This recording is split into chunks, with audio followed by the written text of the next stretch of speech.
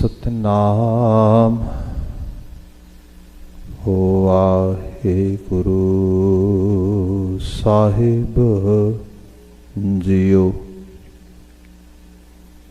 थापिया ना जाए कीता ना होए, आपे आप निरंजन सोए। थापिया ना जाए कीता ना होए, आपे आप निरंजन सोए। जिन सेविया तिन पाया मान, नानक गाविए गुणी निधान। गाविए सुनिए मन रखिए भाव, दुख पर हर सुख कर ले जाए।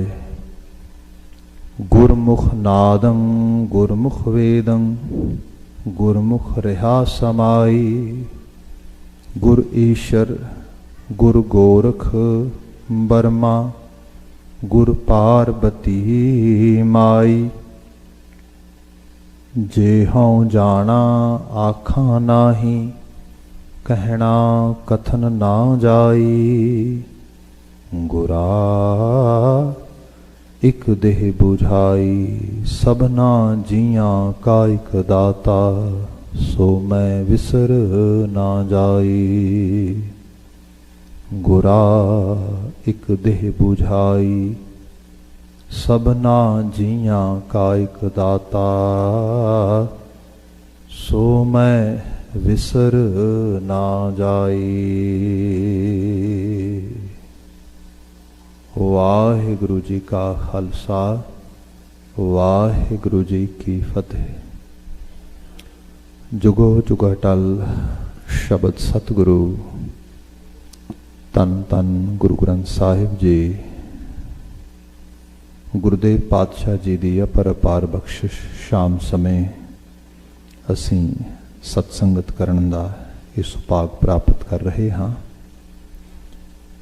जो इस समा है गुरबाणी व्याख्यान का है, जिस विच रचना जपजी साहिब विचारी जाती है। मुसलसल पिछले 2 रोज़ तो असी 5 नंबर पौड़ी उहदी व्याख्या कर रहे हाँ। भावें कि अखरी अर्थ करके असी एक रूप विच शब्द नूं वेख सकते हाँ, बट जे वाकई च उहदे चों जिहड़ा साडा बेसिक स्कूल ऑफ थॉट हैगा सिੱਖੀ ਦਾ, जो इनू क्लीयर करना है तो ज़रूरी है कि इनू बड़ी डिटेल्ड डिस्कशन विचों कढ़िया जाए, सो दैट जदों असीं पाठ कर रहे हैं, आलाप रहे हैं, एटलीस्ट असीं विजन कर सकीए कि बाबा जी सानू दस की रहे हैं। जो बचन बीते कल विचारदियां होयां जिस मुकाम ते सीगे, उत्थों ही असीं अज शुरू कर रहे हैगे। विचार आ रही सीगी कि रब जी अकाल पुरख वाहिगुरु जिहदी स्थापति साडे तो नहीं हो सकती, असीं उहनूं उस तरीके नाल आइडेंटिफाई भी नहीं कर सकते, क्योंकि वो ना थापिया जा सकता है ना कीता हो सकता है। हाँ, आप ही आप उहदी मौजूदगी, उहदी होंद है, जिहदे नाल साडी वाकई च एसोसीएशन बिल्ड होनी है, जिहदे नाल साडी सांझ पैनी है, वो है गुरु। So we have to identify what is guru for us. So इत्थे जिहड़े लफज शुरू होए सी गुरमुख, तो गुरु का भी की सानू मुख चाहिए। मुख भाव गुरु नूं आइडेंटिफाई करना है। मुख जिहड़ी है साइन ऑफ आइडेंटिफिकेशन हुंदा हैगा। इत्थे जिहड़ी बात आ रही है गुरमुख नादं, नाद आवाज़ नूं कहा जांदा हैगा। सही रूप दे विच गुरु की आवाज़ ही गुरु है, शब्द जिन्हों कहने असीं। तुसीं गुरु की आवाज़ फड़ो, इनू तुसीं डीप लैवल ते भी देखिओ जे। जदों असीं गुरु साहब दीयां साखियां भी पढ़दे हां, ओहो जिहियां चीज़ां गुरु इतिहास विचों देखदे हां, जिवें गुरु नानक साहब बारे असीं बचन पढ़दे हां। गुरु नानक साहब ने अपने पहले जामे दे विच जिहड़ी देह प्रस्तगी सी, ਉਹਦੇ ਵਿੱਚੋਂ शब्द प्रस्तगी वाले पासे ले जाण दा बीड़ा चुकिया। बड़ा हार्ड सीगा भारती खित्ते 'ਚ। लोकी ते बंदे नूं रब मनदे सी, बंदे नूं रब मनणगे, पर गुरु साहब वो ने जिन्हां ने कहा कि निर्गुण रूप में जाना है, तो निर्गुण रूप में जाण वास्ते तो कोई तैयार ही नहीं। ਉਹਦੇ ਲਈ साहिब महाराज ने जिहड़ी बात की वो शब्द के आगाज नाल कीती। हुण जदों साहिब महाराज अपना पहला ਜਾਮਾ ਸਾਰਾ ਆਲਮੋਸਟ ਇਨਵੈਸਟ ਕਰ ਚੁੱਕੇ ਨੇ ਤੇ ਕੰਮ ਬੜਾ ਵੱਡਾ ਹੈ ਨਾ, ਗੁਰੂ ਸਾਹਿਬ ਖੁਦ ਇਹਦੇ ਬਾਰੇ ਅਵੇਅਰ ਨੇ। ਹੁਣ ਦੂਸਰਾ ਜਾਮਾ ਸੈਕੰਡ ਲਾਈਫ ਜਿਹੜੀ ਉਹ ਲੱਗਣੀ ਇਹਦੇ ਵਿੱਚ, ਤੇ ਉਹਦੇ ਲਈ ਜਿਹੜੀ ਹੈ ਗੁਰੂ ਸਾਹਿਬ ਨੇ ਪ੍ਰੋਪਰ ਤਰੀਕੇ ਨਾਲ ਪਲਾਨ ਕਰਿਆ ਸਾਰਾ ਕੁਝ, ਤੇ ਉਹਨੂੰ ਹੁਣ ਜੋਤ ਟ੍ਰਾਂਸਫਰ ਹੋਣੀ ਹੈ, ਜਿਹੜੀ ਉਹ ਰੂਹਾਨੀ ਜ਼ਿੰਮੇਵਾਰੀ ਹੈ ਜਿਹਦੇ ਨਾਲ ਮਾਨਵ ਕਲਿਆਣ, ਮਾਨਵ ਨੂੰ ਪਤਾ ਲੱਗ ਸਕਦਾ ਹੈ। ਗੁਰੂ ਸਾਹਿਬ ਉਹਦੇ ਲਈ ਸੈਕੰਡ ਜਿਹੜੀ ਹੈਗੀ ਉਸ ਤਰੀਕੇ ਦੇ ਨਾਲ ਜਾਮੇ ਨੂੰ ਲਿਆ ਰਹੇ ਨੇ, ਸੈਕੰਡ ਲਾਈਫ ਆ ਰਹੀ ਹੈ। ਪਰ ਲੋਕਾਂ ਨੂੰ ਐਗਜ਼ੈਕਟਲੀ ਮੈਸੇਜ ਡਿਲੀਵਰ ਹੋਏ ਕਿ ਤੁਸੀਂ ਗੁਰੂ ਨਾਨਕ ਦੇ ਸਰੀਰ ਇਹ ਨਹੀਂ ਤੇ ਇਹ ਹੈ, ਫਰਕ ਨਹੀਂ ਕੋ ਕਰਨਾ ਨਾ, ਉਹੀ ਜੋਤ ਆ। ਇਹਦੇ ਲਈ ਫਿਰ ਉਹ ਸਾਖੀ ਹੈ ਬੜੀ ਲੰਮੀ ਚੌੜੀ, ਤੁਸੀਂ ਕਈ ਵਾਰੀ ਸੁਣੀ ਸੁਣਾਈ ਹੈ, ਮੈਂ ਟੂਕ ਮਾਤਰ ਵੇਰਵਾ ਦੇ ਕੇ ਫਿਰ ਇੱਕ ਸਾਖੀ ਹੋਰ ਦਾ ਜ਼ਿਕਰ ਕਰਾਂਗਾ। ਕਿਉਂਕਿ ਗੁਰਮੁਖ ਨਾਦੰ, ਆਵਾਜ਼ ਗੁਰੂ ਹੈ, ਨਾਦ ਗੁਰੂ ਹੈ, ਇਹ ਸਮਝਣਾ ਬੜੇ ਤਰੀਕੇ ਦੇ ਨਾਲ। ਜਦੋਂ ਗੁਰੂ ਨਾਨਕ ਸਾਹਿਬ ਉਹ 1539 ਦੇ ਵਿੱਚ 1539 ਦੇ ਵਿੱਚ ਜੋਤੀ ਜੋਤ ਸਮਾਉਣ ਦੇ ਬਿਲਕੁਲ ਕਲੋਜ਼ ਨੇ ਪਹਿਲੇ ਜਾਮੇ ਦੇ ਵਿੱਚ, ਤੇ ਬਾਬਾ ਜੀ ਸਾਖੀ ਇਹ ਕਹਿੰਦੀ ਹੈ ਕਿ ਇੱਕ ਦਿਨ ਬਹੁਤ ਸੰਗਤ ਧਰਮਸਾਲ 'ਚ ਤੁਰੀ ਆ ਰਹੀ ਹੈ ਕਰਤਾਰਪੁਰ, ਤੇ ਬਾਬਾ ਜੀ ਕਰਤਾਰਪੁਰ ਧਰਮਸਾਲ 'ਚ ਨਹੀਂ ਹੈਗੇ। ਕਈਆਂ ਨੇ ਪੁੱਛਿਆ ਬਾਬਾ ਜੀ ਕਿੱਥੇ ਨੇ? ਕਈਆਂ ਨੇ ਕਿਹਾ ਵੀ ਗੱਲ ਇਹ ਹੈ ਵੀ ਪਤਾ ਤਾਂ ਨਹੀਂ ਸੀ ਲੱਗ ਰਿਹਾ ਸਾਨੂੰ ਵੀ, ਪਰ ਸ਼ਹਿਰ ਤੋਂ ਬਾਹਰ ਬਿਲਕੁਲ ਹੂ ਬਹੂ ਬਾਬਾ ਜੀ ਨੂੰ ਦੇਖ ਕੇ ਆਇਆ, ਤੇ ਗੁਰੂ ਸਾਹਿਬ ਦਾ ਜਿਹੜਾ ਰੰਗ ਰੋਹਬ ਦੇਖਿਆ ਉਹ ਬਿਲਕੁਲ ਨਾਰਮਲ ਨਹੀਂ ਸੀਗਾ। ਲੀੜੇ ਪਾਟੇ ਪਾਏ ਸੀਗੇ, ਕੁੱਤੇ ਫੜੇ ਸੀ, ਕੁਝ ਧਾਨਕ ਦਾ ਰੂਪ ਬਣਾਇਆ ਉਸ ਰੂਪ ਦੇ ਵਿੱਚ, ਸ਼ਿਕਾਰੀ। ਕਈਆਂ ਨੇ ਕਿਹਾ ਨਹੀਂ ਨਹੀਂ ਇਹ ਨਹੀਂ ਹੋ ਸਕਦਾ, ਚਲੋ ਭੱਜ ਕੇ ਦੇਖੀਏ। ਸਾਰੇ ਆ ਗਏ। ਮਤਲਬ ਜਿਹਨੂੰ ਇੱਕ ਡਰਾਮੈਟਿਕ ਵੇ ਦੇ ਨਾਲ ਮਤਲਬ ਕਿਸੇ ਚੀਜ਼ ਨੂੰ ਪ੍ਰੈਜ਼ੈਂਟ ਕੀਤਾ ਜਾਏ, ਲੋਕਾਂ ਦੀ ਕਸ਼ਿਸ਼ ਖਿੱਚ, ਇਹ ਗੁਰੂ ਸਾਹਿਬ ਨੇ ਮੀਡੀਅਮ ਬਣਾਇਆ ਹੋਇਆ ਸੀਗਾ ਤਾਂ ਕਿ ਲੋਕਾਂ ਤੱਕ ਸੁਨੇਹਾ ਈਜ਼ੀਲੀ ਪਹੁੰਚ ਸਕੇ। ਜਿਹੜੀ ਚੀਜ਼ ਤੁਹਾਨੂੰ ਸ਼ੌਕ ਕਰਦੀ, ਤੁਸੀਂ ਇੱਕਦਮ ਸਹਿਮਦੇ ਹੋ, ਤੁਹਾਨੂੰ ਫਿਰ ਪਤਾ ਲੱਗਦਾ ਵੀ ਓਹ ਹੋ ਹਾਂ, ਫਿਰ ਤੁਹਾਡੀ ਅਟੈਂਸ਼ਨ, ਕਿਉਂਕਿ ਕਿਸੇ ਦੀ ਅਟੈਂਸ਼ਨ ਬਾਏ ਕਰਨੀ ਬੜਾ ਹਾਰਡ ਕੰਮ ਆ, ਤੇ ਖਾਸ ਕਰਕੇ ਉਸ ਖਿੱਤੇ 'ਚ ਜਿੱਥੇ ਲੋਕੀ ਸੌਂ ਹੀ ਗਏ ਬਿਲਕੁਲ। ਇਸ ਲਈ ਗੁਰੂ ਸਾਹਿਬ, ਲੋਕੀ ਕਹਿੰਦੇ ਚੁੱਲ੍ਹਾ ਹੀ ਨਹੀਂ ਬਾਲਣਾ, ਤੇ ਮਤਲਬ ਗ੍ਰਹਿਣ ਲੱਗਾ ਤੇ ਗੁਰੂ ਸਾਹਿਬ ਰਾਜੇ ਨੂੰ ਕਹਿੰਦੇ ਵੀ ਤੂੰ ਹਿਰਨ ਮਾਰ ਕੇ ਲੈ ਰੱਖ ਇੱਥੇ, ਦੇਗ ਬਾਲ ਦਿੱਤੀ।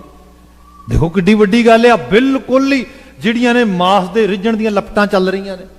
ਜੇ ਗੁਰੂ ਸਾਹਿਬ ਉੱਥੇ ਹਰਿਦੁਆਰ ਨੇ ਤੇ ਉੱਥੇ ਹਰਿਦੁਆਰ ਦੇ ਵਿੱਚ ਜਿਹੜਾ ਹੈਗਾ ਉਹ ਸਾਰੇ ਲੋਕ ਇੱਕ ਪਾਸੇ ਨੂੰ ਪਾਣੀ ਚੜਾ ਰਹੇ ਨੇ, ਗੁਰੂ ਸਾਹਿਬ ਬਿਲਕੁਲ ਉਲਟੇ ਪਾਸੇ, ਬਿਲਕੁਲ ਹੀ ਜਿਹੜੀ ਚੀਜ਼ ਹੋ ਨਹੀਂ ਸਕਦੀ। ਸੋ ਐਗਜ਼ੈਕਟਲੀ ਇਹ ਚੀਜ਼ ਇਸ ਕੋਤਕ ਵਿੱਚ ਲਿਆਂਦੀ ਗਈ।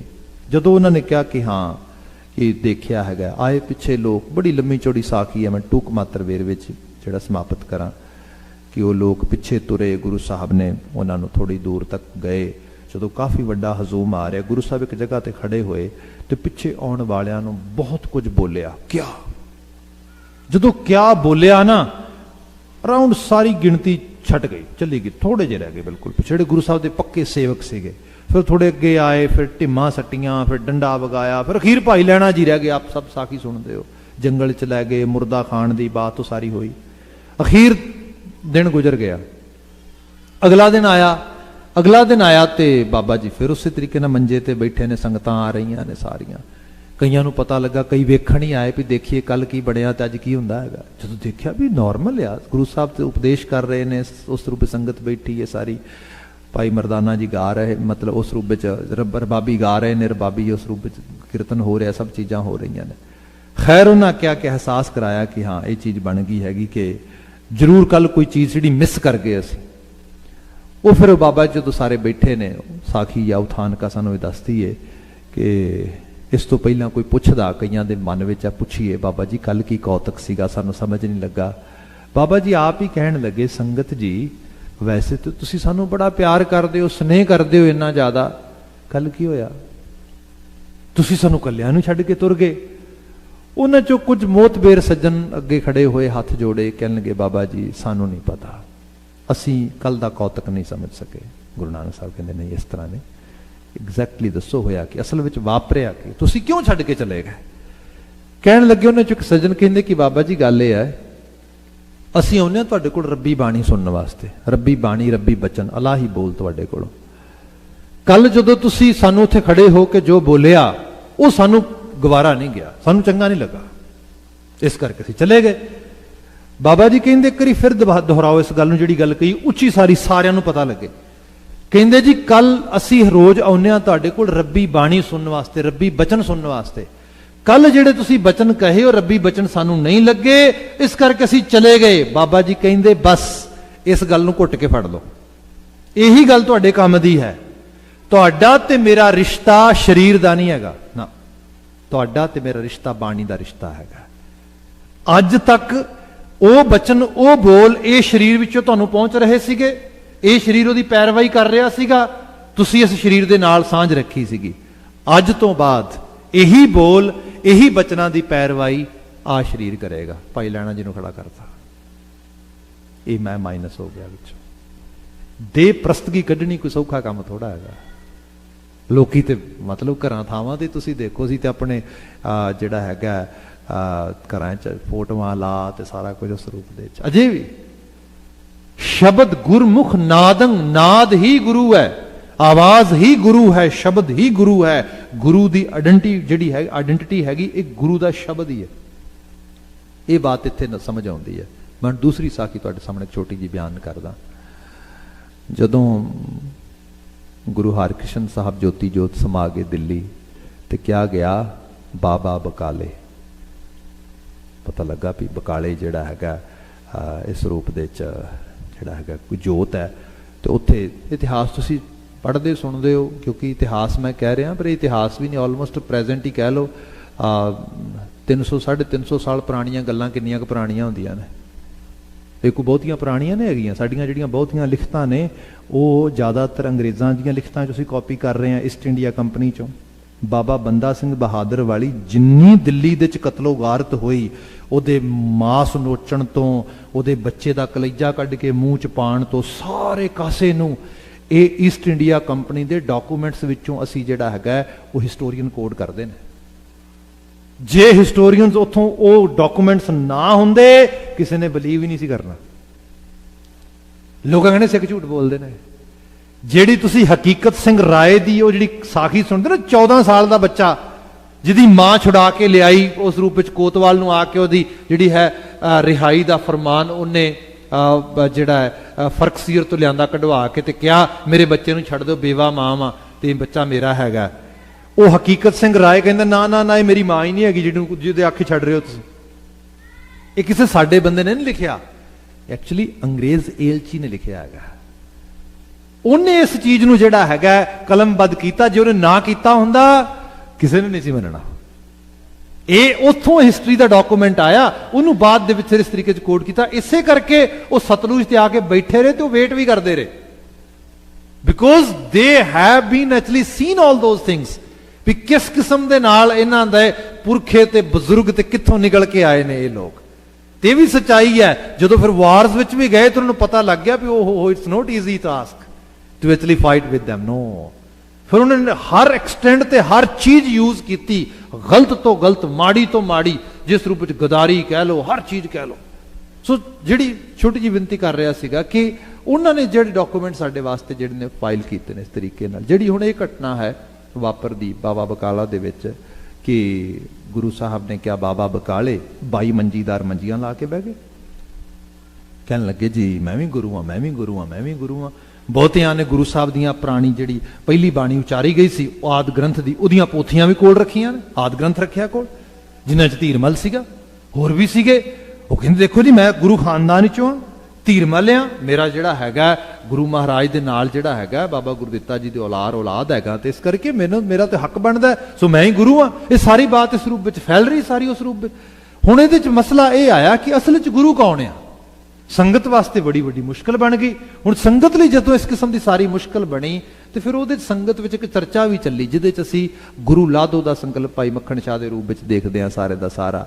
ਐਕਚੁਅਲੀ ਹੁੰਦਾ ਕੀ ਹੈ ਕਿ ਕੋਈ ਇੱਕ ਖਾਸ ਇਨਸੀਡੈਂਟ ਜਿਹੜਾ ਹੈਗਾ ਉਹ ਜ਼ਿਆਦਾ ਰਿਪੀਟਡਲੀ ਸੁਣਾਇਆ ਜਾਂਦਾ ਹੈ, ਕਿਉਂਕਿ ਸਾਡੀ ਬਹੁਤੀ ਰਿਹਾਇਸ਼ ਹੈ ਪਿੰਡਾਂ ਥਾਵਾਂ ਦੀ। ਪਿੰਡਾਂ ਥਾਵਾਂ ਦੇ ਵਿੱਚ ਕੀਰਤਨ ਤੇ ਦਰਬਾਰ ਸਾਹਿਬ ਲਾਈਵ ਟੈਲੀਕਾਸਟ ਹੋਇਆ ਤੇ ਸਭ ਕੁਝ ਹੋਇਆ ਤੇ ਲੋਕੀ ਕੀਰਤਨ ਸੁਣਨ ਲੱਗੇ। ਨਹੀਂ ਤੇ ਆਪ ਅੰਦਾਜ਼ਾ ਲਾਓ ਕਿੱਥੇ ਢਾਡੀ ਸੁਣਦੇ ਸੀ ਲੋਕੀ, ਕਵੀਸ਼ਰ ਤੇ ਢਾਡੀ ਕਵਿਤਾਵਾਂ ਗਾਈਆਂ ਜਾਂਦੀਆਂ ਸੀਗੀਆਂ, ਜਾਂ ਢਾਡੀ ਪ੍ਰਸੰਗਾਂ ਦੇ ਵਿੱਚ ਉਹਨਾਂ ਦਾ ਜਿਹੜਾ ਮੁੱਖ ਆਸ਼ਾ ਹੈ, ਮਾਫੀ ਮੰਗਾਂਗਾ ਮੈਂ ਲਫ਼ਜ਼ ਕਹਿ ਰਿਹਾ, ਬਟ ਸੱਚ ਇਹ ਹੈ ਕਿ ਉਹਨਾਂ ਦਾ ਮੁੱਖ ਆਸ਼ਾ ਸਰਮਾਏ ਨਾਲ ਜ਼ਿਆਦਾ ਜੁੜਦਾ ਸੀ। ਸਰਮਾਏ ਬਿਨਾਂ ਬੰਦੇ ਦਾ ਕਾਰਜ ਨਹੀਂ ਚੱਲਦਾ।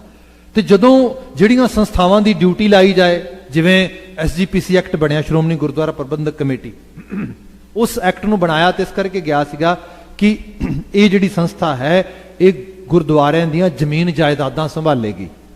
ਉਹਨੇ ਧਰਮ ਪ੍ਰਚਾਰ ਦਾ ਕੋਈ ਕਾਰਜ ਨਹੀਂ ਕੀਤਾ, ਉਹਨੇ ਉਸੇ ਜੌਬ ਨੂੰ ਹੀ ਸੰਭਾਲਿਆ। ਇਸ ਕਰਕੇ ਧਰਮ ਪ੍ਰਚਾਰ ਦਾ ਖੇਤਰ ਅੱਜ ਵੀ ਤੁਸੀਂ ਜਿਹੜਾ ਬਾਬਾਵਾਦ ਇਹਨਾਂ ਦੇਖਦੇ ਹੋ ਨਾ, ਇਹ ਐਵੇਂ ਨਹੀਂ ਪੁੰਗ ਰਿਹਾ, ਇਹ ਲੋਕਾਂ ਦੀ ਲੋੜ ਵਿੱਚੋਂ ਨਿਕਲਿਆ ਹੈਗਾ। ਸੋ ਉਹਨਾਂ ਨੇ ਉਸ ਰੂਪ ਵਿੱਚ ਕੰਮ ਨਹੀਂ ਕੀਤਾ। ਫਿਰ ਜੇ ਉਹਨਾਂ ਨੇ ਢਾਡੀ ਸਕੂਲ ਹੀ ਨਹੀਂ ਕੋਈ ਬਣਾਇਆ, ਹੁਣ ਰੀਸੈਂਟਲੀ ਕੋਈ ਬਾਤ ਹੋਈ ਹੈ, ਤੇ ਡੈਫੀਨੇਟਲੀ ਆਪਣੀ ਮਿਹਨਤ ਕਰਕੇ ਆਏ ਹੋਏ ਲੋਕ, ਉਹਨਾਂ ਨੂੰ ਕਿਸ ਰੂਪ ਵਿੱਚ ਮੁਸ਼ੱਕਤ ਮਿਲੇਗੀ। ਫਿਰ ਇੱਕ ਇਹ ਵੀ ਗੱਲ ਹੈ, ਲਿਟਰੇਚਰ ਕਿਸ ਰੂਪ ਵਿੱਚ ਲਿਖਿਆ ਗਿਆ ਉਹਨਾਂ ਵਾਸਤੇ, ਇਤਿਹਾਸ ਵਗੈਰਾ ਸਾਰਾ ਕੁਝ। ਸੋ ਬਹੁਤੇ ਪ੍ਰਸੰਗ ਜਿਹੜੇ ਨੇ ਬਾਬਾ ਮੱਖਣ ਸ਼ਾਹ ਲਬਾਣਾ ਜੀ ਦੇ, ਉਹ ਬੇੜੇ ਵਾਲੇ ਤੋਂ ਸਾਰੇ ਸੁਣਾਏ ਜਾਂਦੇ ਨੇ। ਅਸੀਂ ਮੁਨਕਰ ਨਹੀਂ ਉਸ ਗੱਲ ਤੋਂ, ਐਗਜ਼ੈਕਟਲੀ ਇਤਿਹਾਸ ਵਿੱਚ ਉਹ ਸਭ ਚੀਜ਼ਾਂ ਜਿਹੜੀ ਉਸ ਰੂਪ ਵਿੱਚ ਲਿਆਂਦੀ ਜਾਏ। ਪਰ ਜਿਹੜੀ ਮੇਨ ਗੱਲ ਆ ਰਹੀ ਉਹਦੇ 'ਚ, ਗੁਰੂ ਅਰਜਨ ਸਾਹਿਬ ਦੇ ਸਮੇਂ ਤੱਕ ਬਾਣੀ ਉਚਾਰੀ ਗਈ। ਗੁਰੂ ਅਰਜਨ ਸਾਹਿਬ ਨੇ ਆਦਿ ਗ੍ਰੰਥ ਨੂੰ ਕੰਪਾਈਲ ਕੀਤਾ, ਆਡਿਟ ਕੀਤਾ, ਇਹਨੂੰ ਸਿੱਕੇਬੰਦ ਕਲਮਬੱਧ ਕਰਕੇ ਇਸ ਤਰੀਕੇ ਦੇ ਨਾਲ ਮੁੰਦਾਵਣੀ ਲਿਖ ਕੇ ਰਚਨਾ ਪੂਰੀ ਕਰ ਦਿੱਤੀ। ਇਸ ਤੋਂ ਬਾਅਦ ਗੁਰੂ ਹਰਗੋਬਿੰਦ ਸਾਹਿਬ ਨੇ ਕੋਈ ਬਾਣੀ ਨਹੀਂ ਉਚਾਰੀ, ਗੁਰੂ ਹਰ ਰਾਏ ਸਾਹਿਬ ਨੇ, ਗੁਰੂ ਹਰਕ੍ਰਿਸ਼ਨ ਸਾਹਿਬ ਨੇ, ਹੁਣ ਆਏ ਗੁਰੂ ਤੇਗ ਬਹਾਦਰ ਸਾਹਿਬ। ਹੁਣ 22 ਦੇ 22 ਮੰਜੀਦਾਰ ਪੋਥੀਆਂ ਕੋਲ ਰੱਖ ਕੇ ਬੈਠੇ ਨੇ, ਉਹ ਦਾਵਾ ਵੀ ਕਰਦੇ ਨੇ ਸਾਡਾ ਅਸੀਂ ਗੁਰੂ ਆ, ਸਾਡੇ ਕੋਲ ਬਾਣੀ ਆ, ਅਸੀਂ ਇਸ ਰੂਪ ਵਿੱਚ। ਹੁਣ ਅਲਟੀਮੇਟਲੀ ਗੁਰੂ ਕੌਣ ਆ? ਬਾਬਾ ਮੱਖਣ ਸ਼ਾਹ ਕਹਿਣ ਲੱਗੇ, ਗੁਰੂ ਬੰਦਾ ਨਹੀਂ, ਗੁਰੂ ਬਾਣੀ ਹੈ। ਹੁਣ ਪਹਿਚਾਨੋ ਕਿ ਉਸ ਬਾਣੀ, ਜਿਹੜੀ ਬਾਣੀ ਅੰਦਰ ਹੈ, ਜਿਹੜੀ ਉਹ ਰਚਨਾ ਅੰਦਰ ਹੈ, ਉਹ ਖਿਆਲ ਅੰਦਰ ਹੈ, ਉਹ ਵਾਕਿਆ 'ਚ ਮੂੰਹ ਵਿਖਾਵੇ ਤੇ ਅਸੀਂ ਗੁਰੂ ਮੰਨੀਏ। ਵਿਖਾਵੇ ਕੌਣ? ਗੁਰੂ ਤੇਗ ਬਹਾਦਰ ਸਾਹਿਬ। ਸਮਾਧੀ ਆਸੀਨ ਹੋਏ, ਮਹਾਰਾਜ ਨੇ ਰਾਗ ਜੈ ਜਾਵੰਤੀ ਦਾ ਸ਼ਬਦ ਉਚਾਰ ਦਿੱਤਾ। ਜਿਵੇਂ ਹੀ ਉਹ ਸ਼ਬਦ ਦੀ ਆਮਦ ਹੋਈ, ਅਹਿਸਾਸ ਹੋ ਗਿਆ ਗੁਰੂ ਇਹੀ ਹੈ। ਗੁਰੂ ਸ਼ਬਦ ਹੈ, ਸ਼ਬਦ ਨਾਲ ਹੀ ਸਾਂਝ ਪਾਉਣੀ ਹੈ। ਤੇ ਸ਼ਬਦ ਵੀ ਆਮ ਸ਼ਬਦ ਨਹੀਂ, ਗੁਰਮੁਖ ਨਾਦੰ ਗੁਰਮੁਖ ਵੇਦੰ, ਵੇਦ ਗਿਆਨ ਜਿਹੜਾ ਤੁਹਾਡਾ ਕੁਝ ਸਵਾਰ ਸਕੇ। ਲੋਕ ਸਵਾਰੇ ਪਰਲੋਕ ਸਵਾਰੇ, ਤੁਹਾਨੂੰ ਅੰਦਰੋਂ ਇਸ ਰੂਪ ਵਿੱਚ ਬਦਲੇ ਕਿ ਬਹਿਰੂਨੀ ਤੌਰ ਤੇ ਚੀਜ਼ਾਂ ਆਪਣੇ ਆਪ ਠੀਕ ਹੋਣੀਆਂ ਸ਼ੁਰੂ ਹੋ ਜਾਣ। ਬੰਦਾ ਅੰਦਰੋਂ ਬਦਲ ਜਾਂਦਾ ਨਾ ਜਦੋਂ, ਬਾਹਰ ਚੀਜ਼ਾਂ ਬਦਲਦਿਆਂ ਦੇਰ ਨਹੀਂ ਲੱਗਦੀ, ਕਿਉਂਕਿ ਬਾਹਰ ਤਾਂ ਉਹਦੇ ਅਮਲ ਨਾਲ ਹੀ ਬਦਲਣੀਆਂ ਨੇ। ਜਦੋਂ ਅੰਦਰੋਂ ਨਹੀਂ ਬਦਲਿਆ ਤੇ ਬਾਹਰੋਂ ਤੁਸੀਂ ਢਿੰਗੋ ਜੋਰੀ ਸੰਗਲ ਪਾ ਕੇ ਕਿੰਨੀ ਦੇਰ ਫੜੋਗੇ ਉਹਨੂੰ, ਕਿੰਨੀ ਦੇਰ ਰੱਖੋਗੇ? ਅੰਦਰੋਂ ਬਦਲ ਦਿਓ, ਬਾਹਰ ਆਪਣੇ ਆਪ ਚੀਜ਼ਾਂ ਚੇਂਜ ਹੋਣੀਆਂ ਸ਼ੁਰੂ ਹੋ ਜਾਣਗੀਆਂ। ਇਹ ਵੇਦ ਗਿਆਨ ਉਹ ਹੈ ਜਿਹੜਾ ਅੰਦਰੋਂ ਤੁਹਾਡੀ ਕਾਟ ਕਰਦਾ ਉਸ ਰੂਪ ਦੇ ਵਿੱਚ। ਗੁਰਮੁਖ ਨਾਦੰ ਗੁਰਮੁਖ ਵੇਦੰ। ਤੇ ਫਿਰ ਇਹ ਗੁਰੂ ਦਾ ਮੁਖ ਉਹ ਹੈ ਜਿਹੜਾ ਤੁਹਾਨੂੰ ਕਿਸੇ ਇੱਕ ਜਗ੍ਹਾ ਦੇ ਉੱਤੇ ਸਟਕ ਨਹੀਂ ਕਰਦਾ। ਮਤਲਬ ਇਹ ਹੈ, ਧਰਮ ਦਾ ਮਸਲਾ ਇਹ ਰਿਹਾ ਕਿ ਲੋਕੀ ਜਿਹੜੇ ਨੇ ਸੈਕਟਿਜ਼ਮ ਵਿੱਚ ਕਨਵਰਟ ਹੋ ਗਏ, ਸੈਕਟ ਬਣ ਗਏ। ਹਾਲਾਂਕਿ ਸਾਡੇ ਘਰ ਵਿੱਚ ਵੀ ਤੁਹਾਨੂੰ ਦਿਖਦਾ ਹੈਗਾ ਉਸ ਰੂਪ ਵਿੱਚ ਮੰਜ਼ਰ। ਪਰ ਇਹ ਰਿਹਾ ਸਮਾਈ ਐਸਾ ਗੁਰੂ ਗਿਆਨ ਜਿਹੜਾ ਤੁਹਾਨੂੰ ਸਭ ਵਿੱਚ ਸਮਾਏ ਹੋਏ ਸੱਚ ਦੇ ਨਾਲ ਜੋੜ ਦੇ। ਇਹ ਗੁਰੂ ਹੈ। ਗੁਰੂ ਜਿਵੇਂ ਭਾਈ ਗੁਰਦਾਸ ਜੀ ਦੀ ਰਚਨਾ ਪੜੋ, ਸਤਿਗੁਰੂ ਨਾਨਕ ਪ੍ਰਗਟਿਆ ਮਿੱਟੀ ਧੁੰਦ ਜਗ ਚਾਨਣ ਹੋਵਾ, ਜੋਕਰ ਸੂਰਜ ਨਿਕਲਿਆ ਤਾਰੇ ਛਪੇ ਅੰਧੇਰ ਪਲੋਵਾ। ਇਹਦੀ ਵਿਆਖਿਆ ਸੁਣੋ ਡਾਕਟਰ ਤਾਰਨ ਸਿੰਘ ਕਿਵੇਂ ਲਿਖਦੇ। ਉਹ ਕਹਿੰਦੇ ਕਿ ਜਦੋਂ ਸੂਰਜ ਚੜ੍ਹਦਾ ਹੈ, ਸੂਰਜ ਦੇ ਚੜ੍ਹਨ ਨਾਲ ਹਨੇਰਾ ਖਤਮ ਹੋ ਜਾਂਦਾ ਹੈ, ਤਾਰੇ ਵੀ ਖਤਮ ਹੋ ਜਾਂਦੇ ਨੇ। ਕਹਿੰਦੇ ਨਹੀਂ, ਅਸਲ 'ਚ ਤਾਰਿਆਂ ਦੀ ਰੌਸ਼ਨੀ ਸੂਰਜ ਦੀ ਰੌਸ਼ਨੀ ਦੇ ਵਿੱਚ ਅਮਾ ਜਾਂਦੀ ਹੈ। ਸਾਇੰਟੀਫਿਕਲੀ ਐਵੇਂ ਕਿਹਾ ਜਾਂਦਾ ਹੈ। ਹਕੀਕਤ ਇਹੀ ਹੈ, ਜਿਹੜਾ ਅਸਲ ਗੁਰ ਗਿਆਨ ਆ ਉਹਦੇ ਵਿੱਚ ਹੀ ਸਭ ਕੁਝ ਅਮਾ ਜਾਂਦਾ, ਸਭ ਕੁਝ ਸਮਾ ਜਾਂਦਾ। ਜੇ ਅਸੀਂ ਹੁਣ ਬਾਬਾ ਨਾਨਕ ਜੀ ਦੀ ਗੱਲ ਕਰਦੇ ਹਾਂ ਤੇ ਬਾਬਾ ਨਾਨਕ ਦਾ ਮਤਲਬ ਕੀ ਹੈ? ਅਸੀਂ ਵਰਲਡ ਹਾਰਮੋਨੀ ਦੀ ਗੱਲ ਕਰਦੇ ਹਾਂ। ਅਸੀਂ ਨਮਾਜ਼ ਪੜ੍ਹਨ ਵਾਲੇ ਨੂੰ ਵੀ ਜਿਹੜਾ ਹੈਗਾ ਮੰਨ ਰਹੇ ਹਾਂ। ਅਸੀਂ ਜਿਹੜਾ ਕਿਸੇ ਰੂਪ ਦੇ ਵਿੱਚ ਸਨਾਤਨੀ ਕਲੌਤ ਵਿੱਚ ਬੈਠਾ ਉਹਨੂੰ ਵੀ ਅਸੀਂ ਉਸੇ ਰੂਪ ਦੇ ਵਿੱਚ ਸਵੀਕਾਰ ਕਰ ਰਹੇ ਹਾਂ। ਅਸੀਂ ਕਹਿ ਰਹੇ ਹਾਂ ਭਾਈ ਤੇਰਾ ਜਿਹੜਾ ਹੈਗਾ ਕੋਈ ਬੋਲੇ ਰਾਮ ਰਾਮ, ਕੋਈ ਖੁਦਾਏ, ਕੋਈ ਸੇਵਾ ਗੁਸਈਆਂ, ਕੋਈ ਅਲਾਏ। ਭਾਈ ਤੇਰੀ ਪੂਜਾ ਅਰਚਨਾ ਦਾ ਸਾਧਨ ਵੱਖਰਾ ਹੋ ਸਕਦਾ, ਉਸ ਰੂਪ ਵਿੱਚ ਆਪਣਾ ਢੰਗ ਹੋ ਸਕਦਾ ਹੈਗਾ। ਉਸ ਕਰਕੇ ਅਸੀਂ ਤੇਰੇ ਤੋਂ ਨਫ਼ਰਤ ਨਹੀਂ ਕਰਦੇ, ਅਸੀਂ ਤੇਰੇ ਨਾਲ ਕਿਸੇ ਕਿਸਮ ਦਾ ਵਿਤਕਰਾ ਨਹੀਂ ਕਰਦੇ, ਕਿਸੇ ਨੂੰ ਕਰਨ ਵੀ ਨਹੀਂ ਦਿਆਂਗੇ। ਜਿਹਦੇ ਵਿੱਚੋਂ ਫਿਰ ਸਾਰਾ ਸੰਕਲਪ ਗੁਰਮਤ ਦਾ ਨਿਕਲਦਾ ਹੈ। ਗੁਰਮੁਖ ਰਿਹਾ ਸਮਾਈ, ਗੁਰੂ ਜੋਤ ਜਿਹੜੀ ਸਭ ਵਿੱਚ ਇਨਕਲੂਡਿੰਗਨੈਸ ਜਿਹਨੂੰ ਕਹਿੰਦੇ ਅਸੀਂ, ਇਨਕਲੂਡ ਕਰਨਾ ਸਾਰਿਆਂ ਨੂੰ, ਐਕਸਕਲੂਡ ਨਹੀਂ, ਛੁਟਿਆਉਣਾ ਨਹੀਂ, ਤੂੰ ਕਾਫਰ ਹੈ, ਤੂੰ ਮਲੇਛ ਹੈ, ਤੂੰ ਮਾੜਾ ਹੈ। ਗੁਰੂ ਇਹ ਨਹੀਂ ਸਿਖਾਉਂਦਾ। ਗੁਰੂ ਸਿਖਾਉਂਦਾ ਸਭ ਦਾ ਭਲਾ ਮੰਗ, ਸਭ ਦੇ ਭਲੇ ਵਾਸਤੇ ਕਾਰਜਸ਼ੀਲ ਹੋ। ਮੇਰੇ ਭਲੇ ਵਾਸਤੇ ਕੋਈ ਕਾਰਜ ਕਰੇ ਨਾ ਕਰੇ, ਮੈਂ ਸਭ ਦੇ ਭਲੇ ਲਈ ਕਾਰਜਸ਼ੀਲ ਹੋਵਾਂ। ਇਹ ਗੁਰੂ ਹੈ। ਇਹਨੂੰ ਲੋਕੀ ਕਈ ਵਾਰੀ ਕਹਿੰਦੇ ਨੇ ਕਿ ਬੜਾ ਆਈਡੀਅਲ ਹੈ। ਹਾਂ ਭਈ ਹੈ ਆਈਡੀਅਲ, ਪਰ ਇਹੀ ਗੁਰੂ ਹੈ ਅਸਲ ਵਿੱਚ। ਇਹਨੂੰ ਸਾਹਿਬ ਕਹਿੰਦੇ ਗੁਰਮੁਖ ਰਿਹਾ ਸਮਾਈ। ਹੁਣ ਜਿਹੜੀਆਂ ਅਗਲੀਆਂ ਪੰਕਤੀਆਂ ਨੇ, ਗੁਰ ਈਸ਼ਰ ਗੁਰ ਗੋਰਖ ਬ੍ਰਹਮਾ ਗੁਰ ਪਾਰਬਤੀ ਮਾਈ, ਇਹਦੀ ਵਿਆਖਿਆ ਥੋੜੀ ਕਰਦਾ, ਪਰ ਉਸ ਤੋਂ ਪਹਿਲਾਂ ਥੋੜੇ ਜਿਹੇ ਉਚਾਰਨ ਬਾਰੇ ਦੱਸਦੇ ਹਾਂ। ਇਹਦਾ ਉਚਾਰਨ ਜੋ ਤੁਸੀਂ ਅੱਜ ਕੱਲ੍ਹ, ਕਿਉਂਕਿ ਆ ਸਾਡੇ ਕੋਲ ਇੰਟਰਨੈਟ 'ਤੇ ਸਾਰਾ ਪਿਆ ਹੈਗਾ, ਰੇਡੀਓਜ਼ ਵਗੈਰਾ ਉਹਦੇ 'ਚ ਪਾਠ ਪਿਆ, ਤੁਸੀਂ ਪਾਠ ਜਦੋਂ ਵਿਸ਼ਰਾਮ ਨਾਲ ਸੁਣਦੇ ਹੋ ਤੇ ਗੁਰ ਈਸ਼ਰ ਗੁਰ ਗੋਰਖ ਬਰਮਾ ਗੁਰ ਪਾਰਬਤੀ ਮਾਈ, ਐਵੇਂ ਪਾਠ ਕੀਤਾ ਜਾਂਦਾ ਕੁਝ ਪਾਠਾਂ ਦੇ ਵਿੱਚ। ਜੇ ਜਿਵੇਂ ਮੈਂ ਪੜ੍ਹ ਰਿਹਾ ਸੀਗਾ ਇਸ ਨੂੰ, ਗੁਰ ਈਸ਼ਰ ਗੁਰ ਗੋਰਖ ਬਰਮਾ ਇਕੱਠਾ ਪੜ੍ਹ ਰਿਹਾ ਸੀ, ਗੁਰ ਪਾਰਬਤੀ ਮਾਈ, ਉਹ ਕਹਿੰਦੇ ਨਹੀਂ ਨਹੀਂ ਐਵੇਂ ਪੜ੍ਹੋ ਇਹਨੂੰ, ਗੁਰ ਈਸ਼ਰ ਗੁਰ ਗੋਰਖ ਬਰਮਾ ਗੁਰ ਪਾਰਬਤੀ ਮਾਈ, ਜਿਹੜੇ ਖਾਸ ਕਰਕੇ ਥੀਓਲੋਜੀਕਲ ਸਾਈਡਸ ਤੋਂ ਆ ਰਹੇ ਹੈਗੇ ਨੇ। ਕੁਝ ਬਹੁਤਾ ਫਰਕ ਨਹੀਂ, ਉਹ ਕਹਿੰਦੇ ਮਾਈ ਨੂੰ ਗੁਰੂ ਨਹੀਂ ਕਿਹਾ ਜਾ ਸਕਦਾ, ਮਤਲਬ ਇੱਕ ਮੈਸਕੂਲਨ ਤੇ ਫੈਮਿਨਿਨ ਦੇ ਕਨਸੈਪਟ ਨੂੰ ਉਸ ਲੈਵਲ ਤੇ ਲਿਆ ਕੇ ਬਾਤ ਕੀਤੀ ਜਾਂਦੀ, ਐਸਾ ਕੁਝ ਨਹੀਂ ਹੈਗਾ। ਜੇ ਸਹੀ ਢੰਗ ਨਾਲ ਦੇਖੀਏ ਤੇ ਜਿਹੜੇ ਗੁਰੂ ਦਾ ਰੁਤਬਾ ਹੈਗਾ ਉਹ ਬੜਾ ਅਲਾਹੀ ਤੇ ਅਗੰਮੀ ਹੈ ਸਿੱਖ ਵਾਸਤੇ, ਪਰ ਇੱਥੇ ਜਿਹੜੀ ਬਾਤ ਕੀਤੀ ਗਈ ਈਸ਼ਰ ਸ਼ਿਵ, ਹੁਣ ਇਹ ਹੈ ਕਿ ਸਭ ਤੋਂ ਵੱਧ ਭਾਰਤੀ ਖਿੱਤੇ 'ਚ ਜਿਹਦੀ ਪੂਜਾ ਹੁੰਦੀ ਉਹ ਸ਼ਿਵ ਤੇ ਸ਼ਿਵਲਿੰਗ ਹੈ, ਇਹਨਾਂ ਦੀ ਪੂਜਾ ਸਾਰਿਆਂ ਤੋਂ ਵੱਧ, ਇਹਦੇ ਮਗਰ ਲੋਕੀ ਭਜਦੇ। ਉਹਦਾ ਰੀਜ਼ਨ ਹੈ ਕਿਉਂਕਿ ਮੌਤ ਦਾ ਦੇਵਤਾ, ਜਿਹੜਾ ਮੌਤ ਦਾ ਦੇਵਤਾ ਹੈਗਾ ਤੇ ਉਹਨੂੰ ਤੇ ਪੂਜਣਾ ਬੜਾ ਜ਼ਰੂਰੀ ਹੈ, ਨਹੀਂ ਤੇ ਮੌਤ ਤੋਂ ਡਰ ਲੱਗਦਾ ਬੰਦੇ ਨੂੰ, ਤੇ ਉਸ ਰੂਪ ਵਿੱਚ ਲੋਕ ਫਿਰ ਉਸ ਆਸਥਾ 'ਚ ਸ਼ਿਵਵਾਦ ਤੇ ਸਾਰੇ 'ਚ ਲੱਗ ਗਏ। ਇੱਥੇ ਗੁਰੂ ਨਾਨਕ ਸਾਹਿਬ ਕਹਿੰਦੇ ਕਿ ਸਾਡਾ ਗੁਰ ਜਿਹੜਾ ਹੈਗਾ, ਸਾਡਾ ਜਿਹੜਾ ਸੱਚ ਦੇ ਰਾਹ ਦੇ ਉੱਤੇ ਤੋਰਨ ਵਾਲਾ ਉਹ ਚਿਹਰਾ ਅਸੀਂ ਵੇਦ ਦੇ ਨਾਦ ਦੇ ਰੂਪ ਵਿੱਚ ਜਿਹੜਾ ਅਮਾਇਆ ਤੇ ਸਮਾਇਆ ਹੈ ਨਾ, ਸਾਡੇ ਵਾਸਤੇ ਸਾਡਾ ਗੁਰ ਹੀ ਸਾਡਾ ਈਸ਼ਰ ਹੈ, ਅਸੀਂ ਕਿਸੇ ਹੋਰ ਸ਼ਿਵ ਦੀ ਪੂਜਾ ਨਹੀਂ ਕਰਦੇ, ਸਾਡਾ ਗੁਰੂ ਹੀ ਸਾਡਾ ਸ਼ਿਵ ਹੈ।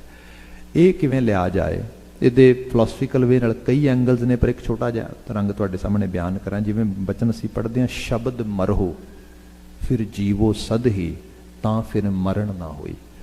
ਮਰਨਾ ਤੇ ਹੈ, ਮੌਤ ਤੋਂ ਤੇ ਨਹੀਂ ਬਚਿਆ ਜਾ ਸਕਦਾ ਨਾ, ਮੌਤ ਤੇ ਲੇਟਰ ਔਰ ਸੂਨਰ ਆਏਗੀ, ਸਭ ਨੂੰ ਆਏਗੀ। ਇਹਨੂੰ ਸਾਹਿਬ ਨੇ ਕਿਹਾ ਜੋ ਉਪਜਿਓ ਸੋ ਬਿਨਸ ਹੈ ਪਰੋ ਆਜ ਕੇ ਕਾਲ, ਬੰਦੇ ਦੀ ਤੇ ਗੱਲ ਛੱਡੋ ਨਾ, ਇੱਥੇ ਕਿਆ ਦਿਨ ਰਵ ਚੱਲਾ ਹੈ, ਨਿਸ ਸਸ ਚੱਲਾ ਹੈ, ਤਾਰਕਾ ਲੱਖ ਪਲੋਏ, ਇੱਕ ਦਿਨ ਦਿਨੀਅਰ ਵੀ ਮਰੇਗਾ ਸੂਰਜ, ਇੱਕ ਦਿਨ ਚੰਦਰਮਾ ਵੀ ਮਰੇਗਾ, ਰਵੀ ਵੀ ਮਰੇਗਾ, ਇੱਕ ਦਿਨ ਧਰਤੀ ਵੀ ਮਰੇਗੀ, ਸਭ ਦੀ ਉਮਰ ਮਿੱਥੀ ਹੋਈ ਹੈ, ਉਮਰ ਦੇ ਮੁਤਾਬਕ ਸਭ ਚੀਜ਼ਾਂ ਜਿਹੜੀਆਂ ਨੇ ਉਹ ਢਲਣੀਆਂ ਨੇ ਉਸ ਰੂਪ ਵਿੱਚ। ਸੋ ਇਸ ਕਰਕੇ ਮੇਰੀ ਤੁਹਾਡੀ ਪਾਇਆ ਕੀ ਹੈਗਾ, ਅਸੀਂ ਤੇ ਮੀਨ ਟੂ ਡੈਥ ਹੈਗੇ ਹਾਂ, ਜਿਹਨੂੰ ਮੋਰਟਲ ਕਿਹਾ ਜਾਂਦਾ ਕਿ ਹੈਵ ਟੂ ਫੇਸ ਡੈਥ ਇਸ ਰੂਪ ਵਿੱਚ। ਇੱਥੇ ਫਿਰ ਬਾਤ ਹੁੰਦੀ ਹੈ ਕਿ ਮੌਤ ਨੂੰ ਸਹੀ ਰੂਪ ਵਿੱਚ ਅੰਡਰਸਟੈਂਡ ਕਰ।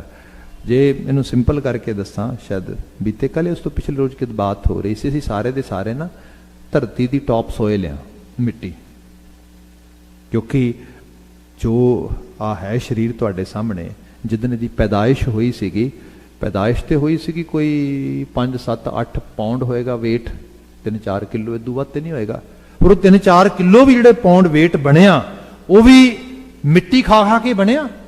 ਮਾਤਾ ਨੇ ਮਿੱਟੀ ਖਾਧੀ ਸਾਰੇ ਦੀ ਸਾਰੀ, ਫਰੂਟ ਦੇ ਰੂਪ ਦੇ ਵਿੱਚ, ਦੁੱਧ ਦੇ ਰੂਪ ਵਿੱਚ, ਅਨਾਜ ਦੇ ਰੂਪ ਦੇ ਵਿੱਚ। ਉਹ ਮਿੱਟੀ, ਉਸ ਬੀਜ ਦੇ ਵਿੱਚ ਜਿਹੜਾ ਸੰਕਲਪ ਆ, ਮਿੱਟੀ ਨੇ ਸੰਕਲਪ ਲਿਆ ਤੇ ਉਸ ਜਿਹੜੀ ਹੈਗੀ ਉਹ ਬਣਨੀ ਸ਼ੁਰੂ ਹੋ ਗਈ। ਸੋ ਟੌਪ ਸੋਇਲ ਰੂਪ ਬਟਾ ਗਈ ਇਸ ਰੂਪ ਦੇ ਵਿੱਚ। ਉਹੀ ਟੌਪ ਸੋਇਲ ਫਿਰ ਜਿਹੜੀ ਹੈ ਥੋੜੀ ਅੱਗੇ ਜਾ ਕੇ ਹੋਰ ਖਾਂਦੀ ਗਈ, ਕਿਤੇ ਸੇਬ ਖਾ ਲੇ, ਕਿਤੇ ਰੋਟੀ ਖਾ ਲਈ, ਅਨਾਜ ਖਾ ਲਿਆ, ਕਿਤੇ ਹੋਰ ਚੀਜ਼ਾਂ ਕਰਦਿਆਂ ਕਰਦਿਆਂ ਅੱਜ ਇਸ ਰੂਪ ਵਿੱਚ ਕਨਵਰਟ ਹੋ ਗਈ। ਆਹ ਰੂਪ ਹੈ ਸਾਹਮਣੇ। ਹੁਣ ਇਹ ਜਿਹੜੀ ਮਿੱਟੀ ਦੂਜੀ ਮਿੱਟੀ ਨਾਲ ਥੋੜੀ ਜਿਹੀ ਜੁਦਾ ਹੈ। ਮਾਟੀ ਕੋ ਪੁੱਤਰਾ ਕੈਸੇ ਨਚਤ ਹੈ, ਨੱਚਦਾ ਟੱਪਦਾ ਭੱਜਦਾ, ਇਹ ਪੁਤਲਾ ਚੰਗਾ ਲੱਗਦਾ, ਬਾਕੀ ਮਿੱਟੀ ਤੋਂ ਨਫ਼ਰਤ ਕਰਦਾ, ਵੀ ਇਹ ਮਿੱਟੀ ਬਾਹਲੀ ਚੰਗੀ ਹੈ, ਦੂਜੀ ਹੈ ਤੇ ਉੱਥੋਂ ਹੀ ਆਈ ਹੋਈ। ਤੇ ਅਲਟੀਮੇਟ ਮਦਰ ਨੇਚਰ ਦਾ ਲਾ ਹੈ, ਇਹ ਮਿੱਟੀ ਉੱਥੋਂ ਆਈ ਹੈ ਤੇ ਮਿੱਟੀ 'ਚ ਜਾ ਕੇ ਸਮਾ ਜਾਣੀ ਹੈ। ਬਾਣੀ ਇਹ ਸਮਝਾਉਂਦੀ ਹੈ। ਇਸ ਕਰਕੇ ਬਾਬਾ ਫਰੀਦ ਜੀ ਨੇ ਕਿਹਾ ਸੀਗਾ, ਫਰੀਦਾ ਖਾਕ ਨਾ ਨਿੰਦੀ ਹੈ, ਖਾਕੂ ਜੇੜ ਨਾ ਕੋਏ, ਜੀਵਦਿਆਂ ਪੈਰਾਂ ਤਲੇ ਮੋਇਆਂ ਉੱਪਰ ਹੋਏ। ਇਹਦੇ ਵਿੱਚੋਂ ਆਇਆ, ਇਹਨੂੰ ਬਾਬਾ ਕਬੀਰ ਜੀ ਨੇ ਕਬੀਰਾ ਦੂਰ ਸੰਕੇਲ ਕੈ ਪੁਰੀਆ ਬਾਂਧੀ ਦੇ, ਦਿਵਸ ਚਾਰ ਕੋ ਪੇਖਣਾ ਅੰਤ ਖੇ ਕੇ ਖੇ। ਟੌਪ ਸੋਇਲ ਆਈ, ਟੌਪ ਸੋਇਲ 'ਚ ਜਾ ਕੇ ਆ ਗਈ। ਇਸ ਰੂਪ ਵਿੱਚ ਸਾਰੀ ਬਾਤ ਇਸ ਤਰੀਕੇ ਨਾਲ ਆਈ। ਪਰ ਇਹ ਵੀ ਸੱਚ ਆ ਕਿ ਕੋਈ ਪਰਪਸ ਵੀ ਹੋਏਗਾ ਮਦਰ ਨੇਚਰ ਦਾ ਇਸ ਟੌਪ ਸੋਇਲ ਨੂੰ ਇਸ ਤਰੀਕੇ ਨਾਲ ਅੱਖ ਨੱਕ ਮੂੰਹ ਬਣਾਉਣ ਦੇ ਵਿੱਚ, ਕੁਝ ਤੇ ਹੋਏਗਾ ਨਾ। ਜਿਹੜੀ ਉਹ ਚੀਜ਼ ਹੈ, ਇਹਦਾ ਪਰਪਸ, ਜਿਹੜੀ ਅਸਲ ਉਹ ਬਾਤ ਆ, ਜਦੋਂ ਬੰਦਾ ਉਹਨੂੰ ਸਮਝ ਲੈਂਦਾ ਹੈਗਾ, ਫਿਰ ਇਸ ਮਿੱਟੀ ਜਿਹੜੀ ਇਸ ਤੱਤਾਂ 'ਚ ਵਿਲੀਨ ਹੋਣ ਤੋਂ ਪਹਿਲਾਂ ਅੰਦਰ ਦਾ ਮਕਸਦ ਸਰਵ ਹੋ ਜਾਂਦਾ ਹੈ। ਉਹਨੂੰ ਗੁਰੂ ਸਾਹਿਬ ਨੇ ਕਿਹਾ ਆਪਣੇ ਵਿਚਾਰਾਂ ਖਿਆਲਾਂ, ਕਿਉਂਕਿ ਗੁਰੂ ਸ਼ਬਦ ਹੈ ਨਾ, ਸ਼ਬਦ ਦੇ ਨਾਲ ਸੋਚ ਬਣਾ ਕੇ ਆਪਣੀ ਜਿਹੜੀ ਅਸਲ ਅੰਦਰ ਦੀ ਅਲਾਹੀ ਪਵਿੱਤਰਤਾ ਹੈ ਉਹਨੂੰ ਮਾਣ। ਤੇ ਉਹ ਪਵਿੱਤਰਤਾ ਮਰਦੀ ਕਦੀ ਨਹੀਂ। ਜੋ ਮਰਦਾ ਉਹ ਕੂੜ ਹੈ, ਕੂੜ ਵਿੱਚੋਂ ਬਾਹਰ ਨਿਕਲ ਜਾ, ਕੂੜ ਸਾਰਾ ਹੀ ਮਾਰ ਦੇ। ਇਹਨੂੰ ਕਿਹਾ ਗਿਆ ਸ਼ਬਦ ਮਰੋ, ਉਹਦੇ ਨਾਲ ਮਰ। गुर ईश्वर गुर शिव है, पर शिव उदों है जदों वो साडे अंदरों सारा माड़ापन विचों कढ़ दिंदा, मार दिंदा हैगा। इस रूप विच गुरु कारज करदा हैगा। इनू बचन पढ़ते ना, मारन पाए हराम मैं, इदों इस तरह भी जानो कि जिवें पुराने समय हुंदा सीगा, रौ दा गन्ने दा जिहड़ा रस हुंदा सीगा, शुगर केन जूस, वो कड़ाए दे च पाया हैगा ते कड़ाया उबल रहा है। पर मुश्किल ये है भी मैनू चाहिदा रंग लाल या चिट्टा, प्योर रंग तो ही है ना, मैनू रंग चंगा लगता है, पर वो सारा काला है। ते काले दे नाल नाल उहदे च वो भी तत्त आ जिहड़ा तत्त उहनूं लंबा समा मेरे घर रखण तो उहनूं रोकेगा, जिन्हों असीं मैल कहने आ। फिर कुछ ऐसी चीज़ उहदे च पाई जाती, जिवें बूटियां होंदियां सी, कुछ भिंडियां जिहड़ियां होंदियां सी, उन्हां नूं पट के उन्हां दीयां जड़ां कढ के कुट के वो पाਉਂਦੇ ਹੁੰਦੇ ਸੀ ਵਿੱਚ। ਉਹ ਪਾਉਣ ਤੋਂ ਬਾਅਦ ਫਿਰ ਕੀ ਹੁੰਦਾ ਸੀ, ਮੈਲ ਵੱਖਰੀ ਹੋ ਜਾਂਦੀ ਸੀ, ਉਹ ਵੱਖਰਾ ਹੋ ਜਾਂਦਾ ਸੀਗਾ। ਜਦੋਂ ਸ਼ਬਦ ਸਾਡੀ ਸੁਰਤ 'ਚ ਜਾਏਗਾ ਨਾ, ਸਾਨੂੰ ਗਿਆਨ ਆਏਗਾ। ਸਾਡੀ ਨਾ ਜਿਹੜੀ ਹੈਗੀ ਏ, ਜਿਹਨੂੰ ਅਸੀਂ ਕਹਿੰਦੇ ਆ ਹੰਸ ਬਿਰਤੀ ਆਏਗੀ। ਅਸੀਂ ਦੁੱਧ ਤੇ ਪਾਣੀ 'ਚ ਫਰਕ ਕਰਨ ਲੱਗਾਂਗੇ। ਜੋ ਕਰਨ ਗੋਚਰਿਆ ਕਰਾਂਗੇ, ਜੋ ਛੱਡਣ ਗੋਚਰਿਆ ਛੱਡਾਂਗੇ। ਵਿਵੇਕਸ਼ੀਲ ਹੋ ਜਾਵਾਂਗੇ। ਸ਼ਿਵ ਇਹ ਕੰਮ ਕਰਦਾ, ਸ਼ਿਵ ਸ਼ਕਤੀ ਹੁੰਦੀ ਹੈ ਨਾ, ਉਹ ਸ਼ਕਤ ਆ ਜਾਂਦੀ ਹੈ। ਫਿਰ ਉਹ ਜਿਹੜਾ ਸਹੀ ਰੂਪ ਦੇ ਵਿੱਚ ਜਿਹੜਾ ਇੰਟੈਲੈਕਟ ਦਾ ਕੰਮ ਆ, ਇੰਟੈਲੈਕਟ ਫਿਰ ਐਨ ਪ੍ਰੋਪਰਲੀ ਕੰਮ ਕਰਦਾ। ਉਹ ਦੱਸਦਾ ਆ ਅਪਣਾਉਣਾ ਹੈ, ਆ ਛੱਡਣਾ ਹੈ। ਉਹ ਚੌਪਿੰਗ ਕਰਦਾ ਪੂਰੀ ਤਰ੍ਹਾਂ ਵਿੱਚ, ਇਸ ਤਰੀਕੇ ਨਾਲ ਜਿਹੜਾ ਹੈਗਾ ਉਹ ਵੱਢਦਾ ਉਹਨੂੰ। ਇਹ ਰੂਪਤਾ ਸ਼ਬਦ ਲੈ ਕੇ ਆਉਂਦਾ, ਫਿਰ ਤੁਹਾਨੂੰ ਸ਼ਾਰਪ ਕਰਦਾ, ਮਤਲਬ ਸ਼ਾਰਪਨੈਸ ਆਉਂਦੀ ਤੁਹਾਡੇ ਅੰਦਰ। ਤੁਸੀਂ ਫਿਰ ਕਨਫਿਊਜ਼ ਨਹੀਂ ਹੁੰਦੇ। ਉਹਦੇ ਵਿੱਚ ਫਿਰ ਸਹੀ ਨੂੰ ਬਚਾਇਆ ਜਾਂਦਾ ਹੈ, ਜਿਹੜਾ ਗਲਤ ਹੈ ਸਭ ਮਾਰ ਦਿੱਤਾ ਜਾਂਦਾ। ਉਹਨੂੰ ਕਹਿੰਦਾ ਇਹ ਨਹੀਂ ਚਾਹੀਦਾ ਮੈਨੂੰ, ਇਹ ਨਹੀਂ। ਫਿਰ ਮਾੜੇ ਖਿਆਲ, ਸ਼ਬਦ ਮਰੇਗਾ ਕਿ ਈਰਖਾ ਮਰੇਗੀ, ਦੁਆਇਖ ਮਰੇਗਾ, ਸਾੜਾ ਮਰੇਗਾ, ਕ੍ਰੋਧ ਮਰੇਗਾ, ਦੁਸ਼ਮਣੀ ਮਰੇਗੀ ਆਲੇ ਦੁਆਲੇ ਦੀ, ਤੁਹਾਡਾ ਲਾਲਚ ਮਰੇਗਾ, ਤੁਹਾਡੀ ਹਵਸ ਮਰੇਗੀ, ਸ਼ਬਦ ਮਾਰੇਗਾ ਉਹਨੂੰ। ਜਿਹਨੂੰ ਬਾਬਾ ਕਬੀਰ ਜੀ ਨੇ ਕਿਹਾ, ਕਬੀਰ ਸਤਿਗੁਰ ਸੂਰਮੇ ਬਾਹਿਆ ਬਾਣ ਜੋ ਏਕ। ਸੂਰਮਾ ਫਿਰ ਬਾਣ ਚਲਾ ਰਿਹਾ, ਬਾਣ ਬਾਣੀ ਦੇ ਬਚਨ ਨੇ, ਉਹ ਫਿਰ ਤੁਹਾਨੂੰ ਅੰਦਰ ਵਿੰਨਦੇ ਨੇ, ਤੁਹਾਨੂੰ ਦੱਸਦੇ ਨੇ। ਇੱਕ ਥਾਟ ਆ ਜਿਹੜਾ ਬੜਾ ਪ੍ਰੋਬਲਮ ਕਰ ਰਿਹਾ, ਜੀ ਕਰਦਾ ਬਸ ਕਿਸੇ ਨੂੰ ਜਾ ਕੇ ਥਪੇੜ ਮਾਰ ਦਿਆਂ, ਕਿਸੇ ਨਾਲ ਲੜ ਪਵਾਂ, ਕਿਸੇ ਨੂੰ ਕੁੱਟ ਦੇਵਾਂ, ਕਿਸੇ ਦਾ ਨੁਕਸਾਨ ਕਰ ਦਿਆਂ। ਗੁਰੂ ਕਾ ਸ਼ਬਦ ਕਹਿੰਦਾ ਨਾ, ਉਹ ਵੀ ਤੇ ਰੱਬ ਦਾ ਰੂਪ ਆ, ਉਹਦਾ ਭਲਾ ਕਰ। ਜਿਵੇਂ ਅਸੀਂ ਬਚਨ ਪੜ੍ਹਦੇ ਹਾਂ, ਫਰੀਦਾ ਬੁਰੇ ਦਾ ਭਲਾ ਕਰ, ਗੁੱਸਾ ਮਨ ਨਾ ਹੰਡਾਏ। ਹੁਣ ਇੱਕ ਥਾਟ ਕਹਿ ਰਿਹਾ, ਹੋ ਹੀ ਨਹੀਂ ਸਕਦਾ। ਗੁਸਤਾਖੀ ਲਈ ਮਾਫੀ ਚਾਹਾਂਗਾ ਮੈਂ। ਸਿੱਖਾਂ ਨੇ ਲੜਾਈਆਂ ਲੜੀਆਂ, ਸਿੱਖ ਮਤਲਬ ਸ਼ਹਾਦਤਾਂ ਦੇ ਜਾਮ ਪੀਂਦੇ ਗਏ, ਪਰ ਹਕੀਕਤ ਇਹ ਹੈ ਸਿੱਖਾਂ ਨੂੰ ਜ਼ਰਰੇ ਜ਼ਰਰੇ ਨੇ ਪਿਆਰ ਕੀਤਾ। ਇਹ ਵੀ ਸੱਚ ਹੈ। ਮੈਂ ਛੋਟੀ ਜਿਹੀ ਸਾਖੀ ਤੁਹਾਨੂੰ ਇਤਿਹਾਸ 'ਚ ਹੋਰ ਲਿਆ ਕੇ ਫਿਰ, ਕਿਉਂਕਿ ਸ਼ਬਦ ਮਰੋ, ਗੁਰ ਈਸ਼ਰ, ਇਨ ਰੰਗ ਨੂੰ ਪੜੋ ਕਿੱਡਾ ਵੱਡਾ। ਭਾਈ ਤਾਰੂ ਸਿੰਘ ਦੀ ਸਾਖੀ ਆਪਨੇ ਕਈ ਵਾਰੀ ਸੁਣੀ ਹੋਏਗੀ। ਉਹਦੇ ਛੋਟਾ ਜਿਹਾ ਵੇਰਵਾ 'ਚ ਮੈਂ ਤੁਹਾਡੇ ਸਾਹਮਣੇ ਰੱਖਦਾ। ਅਸਲ 'ਚ ਹੋਇਆ ਕੀ ਸੀਗਾ? ਹੋਇਆ ਇਹ ਸੀਗਾ ਕਿ ਜਿਹੜੇ ਜੰਗਲ ਬੇਲਿਆਂ ਦੇ ਵਿੱਚ ਸਿੱਖ ਰਹਿੰਦੇ ਸੀ, ਉਹ ਸਿੱਖਾਂ ਦੇ ਨਾਂ ਦਾ ਮੁੱਲ ਪੈ ਰਿਹਾ ਸੀਗਾ। ਤੇ ਇਹ ਜਿਹੜਾ ਹੈਗਾ ਬੇਵਾ ਮਾਂ ਦਾ ਪੁੱਤ ਸੀਗਾ, ਭੈਣ ਭਰਾ ਸੀ ਦੋਵੇਂ, ਤਾਰ ਕੌਰ ਤੇ ਤਾਰੂ ਸਿੰਘ, ਦੋਵਾਂ ਦਾ ਨਾਂ ਸੀਗਾ ਬੇਵਾ। ਬਾਪ ਸ਼ਹੀਦ ਹੋ ਗਿਆ ਸੀਗਾ ਸਿੱਖਾਂ ਦੇ ਜਥੇ ਦੇ ਵਿੱਚ, ਤੇ ਅਜੇ ਬੜੀ ਚੜ੍ਹਦੀ ਉਮਰ ਹੈ, ਸਾਵਾ ਜਿਹਾ ਸਰੀਰ ਹੈ, ਮਾਤਰ 21 ਸਾਲ ਦਾ ਇਹ ਮੁੱਛ ਫੁੱਟ ਗੱਭਰੂ ਹੈ, ਬੜਾ ਮਤਲਬ ਨੌਜਵਾਨ, ਅਜੇ ਪਹਿਲੀ ਚੜ੍ਹਦੀ ਦਹਲੀਜ਼ ਤੇ ਉਮਰ ਹੈ ਇਹਦੀ। ਤੇ ਰਾਤ ਦੇ ਸਮੇਂ ਸਿੱਖਾਂ ਨੂੰ ਜਿਹੜੇ ਜੰਗਲ ਬੇਲੇ 'ਚ ਲੁਕੇ ਸੀ, ਉਹਨਾਂ ਨੂੰ ਪ੍ਰਸ਼ਾਦਾ ਪਾਣੀ ਪਹੁੰਚਾ ਕੇ ਤੇ ਹਨੇਰੀ ਰਾਤ 'ਚ ਵਾਪਸ ਘਰ ਨੂੰ ਆ ਰਿਹਾ। ਜਦੋਂ ਤੁਰਿਆ ਹੁੰਦਾ ਤੇ ਰਸਤੇ ਦੇ 'ਚ ਕਿਸੇ ਦੇ ਰੋਣ ਦੀ ਆਵਾਜ਼ ਸੁਣਦਾ, ਕੋਈ ਸਿਸਕਦਾ, ਰੁਦਨ ਕਰਦਾ ਹੈ। ਅੰਦਰ ਮਨੁੱਖੀ ਹਿਰਦਾ ਸੀਗਾ, ਸਿਸਕਣ ਦੀ ਆਵਾਜ਼ ਸੁਣੀ, ਕੋਲ ਗਿਆ, ਹੱਥ ਰੱਖਿਆ, ਕੀ ਹੋਇਆ, ਕਿਉਂ ਰੋ ਰਿਹਾ, ਕਿਉਂ ਸਿਸਕ ਰਿਹਾ? ਪਤਾ ਲੱਗਾ ਇਹ ਸਿਸਕਣ ਵਾਲਾ ਕੌਣ ਹੈ? ਉਸੇ ਉਹਨਾਂ ਦੇ ਪਿੰਡ ਦਾ ਅਸਲ ਦੇ ਵਿੱਚ ਗਰੀਬ ਮਾਛੀ ਏ, ਜਿਹਨੂੰ ਮਹਿਰਾ ਕਹਿ ਦਿੰਦੇ ਅਸੀਂ, ਪਾਣੀ ਭਰਨ ਵਾਲਾ। ਰੋਣ ਕਿਉਂ ਦਿਆਂ? ਕਹਿੰਦਾ ਰੋਵਾਂ ਨਾ ਤੇ ਕੀ ਕਰਾਂ, ਮੈਂ ਤੇ ਖੁਦਾ ਨੂੰ ਕਹਿਣਾ ਕਿ ਖੁਦਾਇਆ ਕਿਸੇ ਨੂੰ ਧੀ ਨਾ ਦਈ। ਇਹ ਬਚਨ ਉਹਨੇ ਪਹਿਲੇ ਕਹੇ ਨੇ। ਇਹ ਪ੍ਰਾਚੀਨ ਪੰਥ ਪ੍ਰਕਾਸ਼ ਚ ਰਤਨ ਸਿੰਘ ਭੰਗੂ ਸਾਰੇ ਕੋਟ ਕਰਦਾ ਇਸ ਰੂਪ ਦੇ ਵਿੱਚ। ਉਹ ਕਹਿੰਦੇ ਕਿ ਕੀ ਹੋਇਆ? ਪਹਿਲੀ ਗੱਲ ਤੇ ਇਹ ਹੈ ਵੀ ਖੁਦਾ ਦੀ ਰਜ਼ਾ ਮੰਨਣੀ ਚਾਹੀਦੀ ਹੈ, ਖੁਦਾ ਤੇ ਇਤਰਾਜ਼ ਥੋੜਾ ਕਰਨਾ ਚਾਹੀਦਾ। ਕੈਸਾ ਬੰਦਾ ਹੈ ਤੂੰ, ਤੇ ਆ ਧੀ ਨਾ ਦਈਏ ਕੀ ਹੋਇਆ? ਕਹਿੰਦਾ ਮੈਂ ਕਹਿਣਾ ਵੀ ਖੁਦਾ ਕਿਸੇ ਨੂੰ ਧੀ ਨਾ ਦਈ। जे धी दें तो पुत जरूर दें। बात की है? बात यह है मेरी धी नूं असल दे विच जिहड़ा इत्थों दा नवाब है पट्टी दा चुक के लै गया टिंगो जोरी, मेरी मर्जी तो बिना, मेरी धी दी मर्जी तो बिना। ते मैं बड़े वास्ते तरले पाए, उन्हें मेरी कोई नहीं सुनी। मैं उत्ते भी जिहड़े हाकम ने उन्होंने भी जाके कहा, कोई गल ही नहीं सुनता। बड़ा रोया वा। धी दी मर्जी कोई नहीं, मेरी मर्जी कोई नहीं, धक्का हो रहा, जुल्म हो रहा। कोई कह रहा इत्थे कोई पुत हुंदा, कोई औलादां हुंदियां, कोई परिवार हुंदा, होर कुछ नहीं। तो हाकम नाल जाके लड़दे मरदे, बुढ़ियां हड्डियां लड़नगियां मैं किदे नाल, मरिया मराया बस इस रूप दे विच वापस आ रहे, रो रहे। भाई तारू सिंह नूं लगा जुल्म है, जुल्म के खिलाफ इंसान को जूझना चाहिए। अनजस्टिस जिहड़ा हैगा ये किसी लैवल ते बर्दाश्त नहीं किया जा सकता। उन्होंने गलवकड़ी च पा के जोर ला के उन्होंने गल ला के कहने लगे गल यह है कि ना तू कह रहा सी भी खुदाया धी दें तो पुत जरूर दें, तेनू पुत देता खुदा ने, गुरु गोबिंद सिंह साहब का पुत पलिया पढ़ाया। जाओ मेरी भैन है तो हुण मेरी ड्यूटी है कि उन्होंने किस रूप में करना है, की करना है। नाल लिया जाके सीधे उन्होंने जिन्होंने लंगर पानी छका के आया उन्होंने को गया, उन्होंने कहता है आ गल बनी है। वो कहते गल ही कुछ नहीं। उन्हें उस वक्त जोड़ा है घोड़े नूं वड्डी लाई, जा नवाब घेरिया, जाके नाले तो उन्होंने जोड़ा है बनता सरदा वह जो सीगा उस रूप से इवजाना वो अदा किया, नाले बच्ची ने छड़ा के लिया।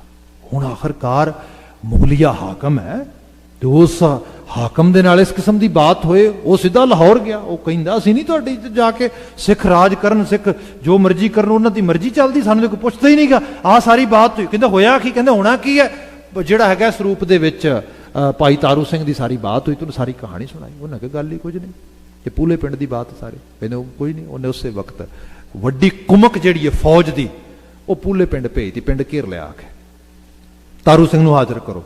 दरबारे मुगलिया ने जिहड़ा है लाहौर नूं याद किया है, सारा पिंड निकल के बाहर आ गया जी। इतिहास ये कहता सारा पिंड बाहर निकल के आ गया। वो पिंड आके कहता है भी उस गरीब तो कराउणा की है तुसीं, असीं जावांगे नाल। ते मोस्टली पिंड दे विच गिणती मुसलमानां दी है, क्योंकि सिख ते कोई रहिंदा ही नहीं उत्थे। सिख तो ऑलरेडी जिहड़े ने या नदारत करते नहीं, आके दो चार घर किसी रूप के सिखां दे मदद कर। मुसलमान कहंदे असीं जावांगे ना।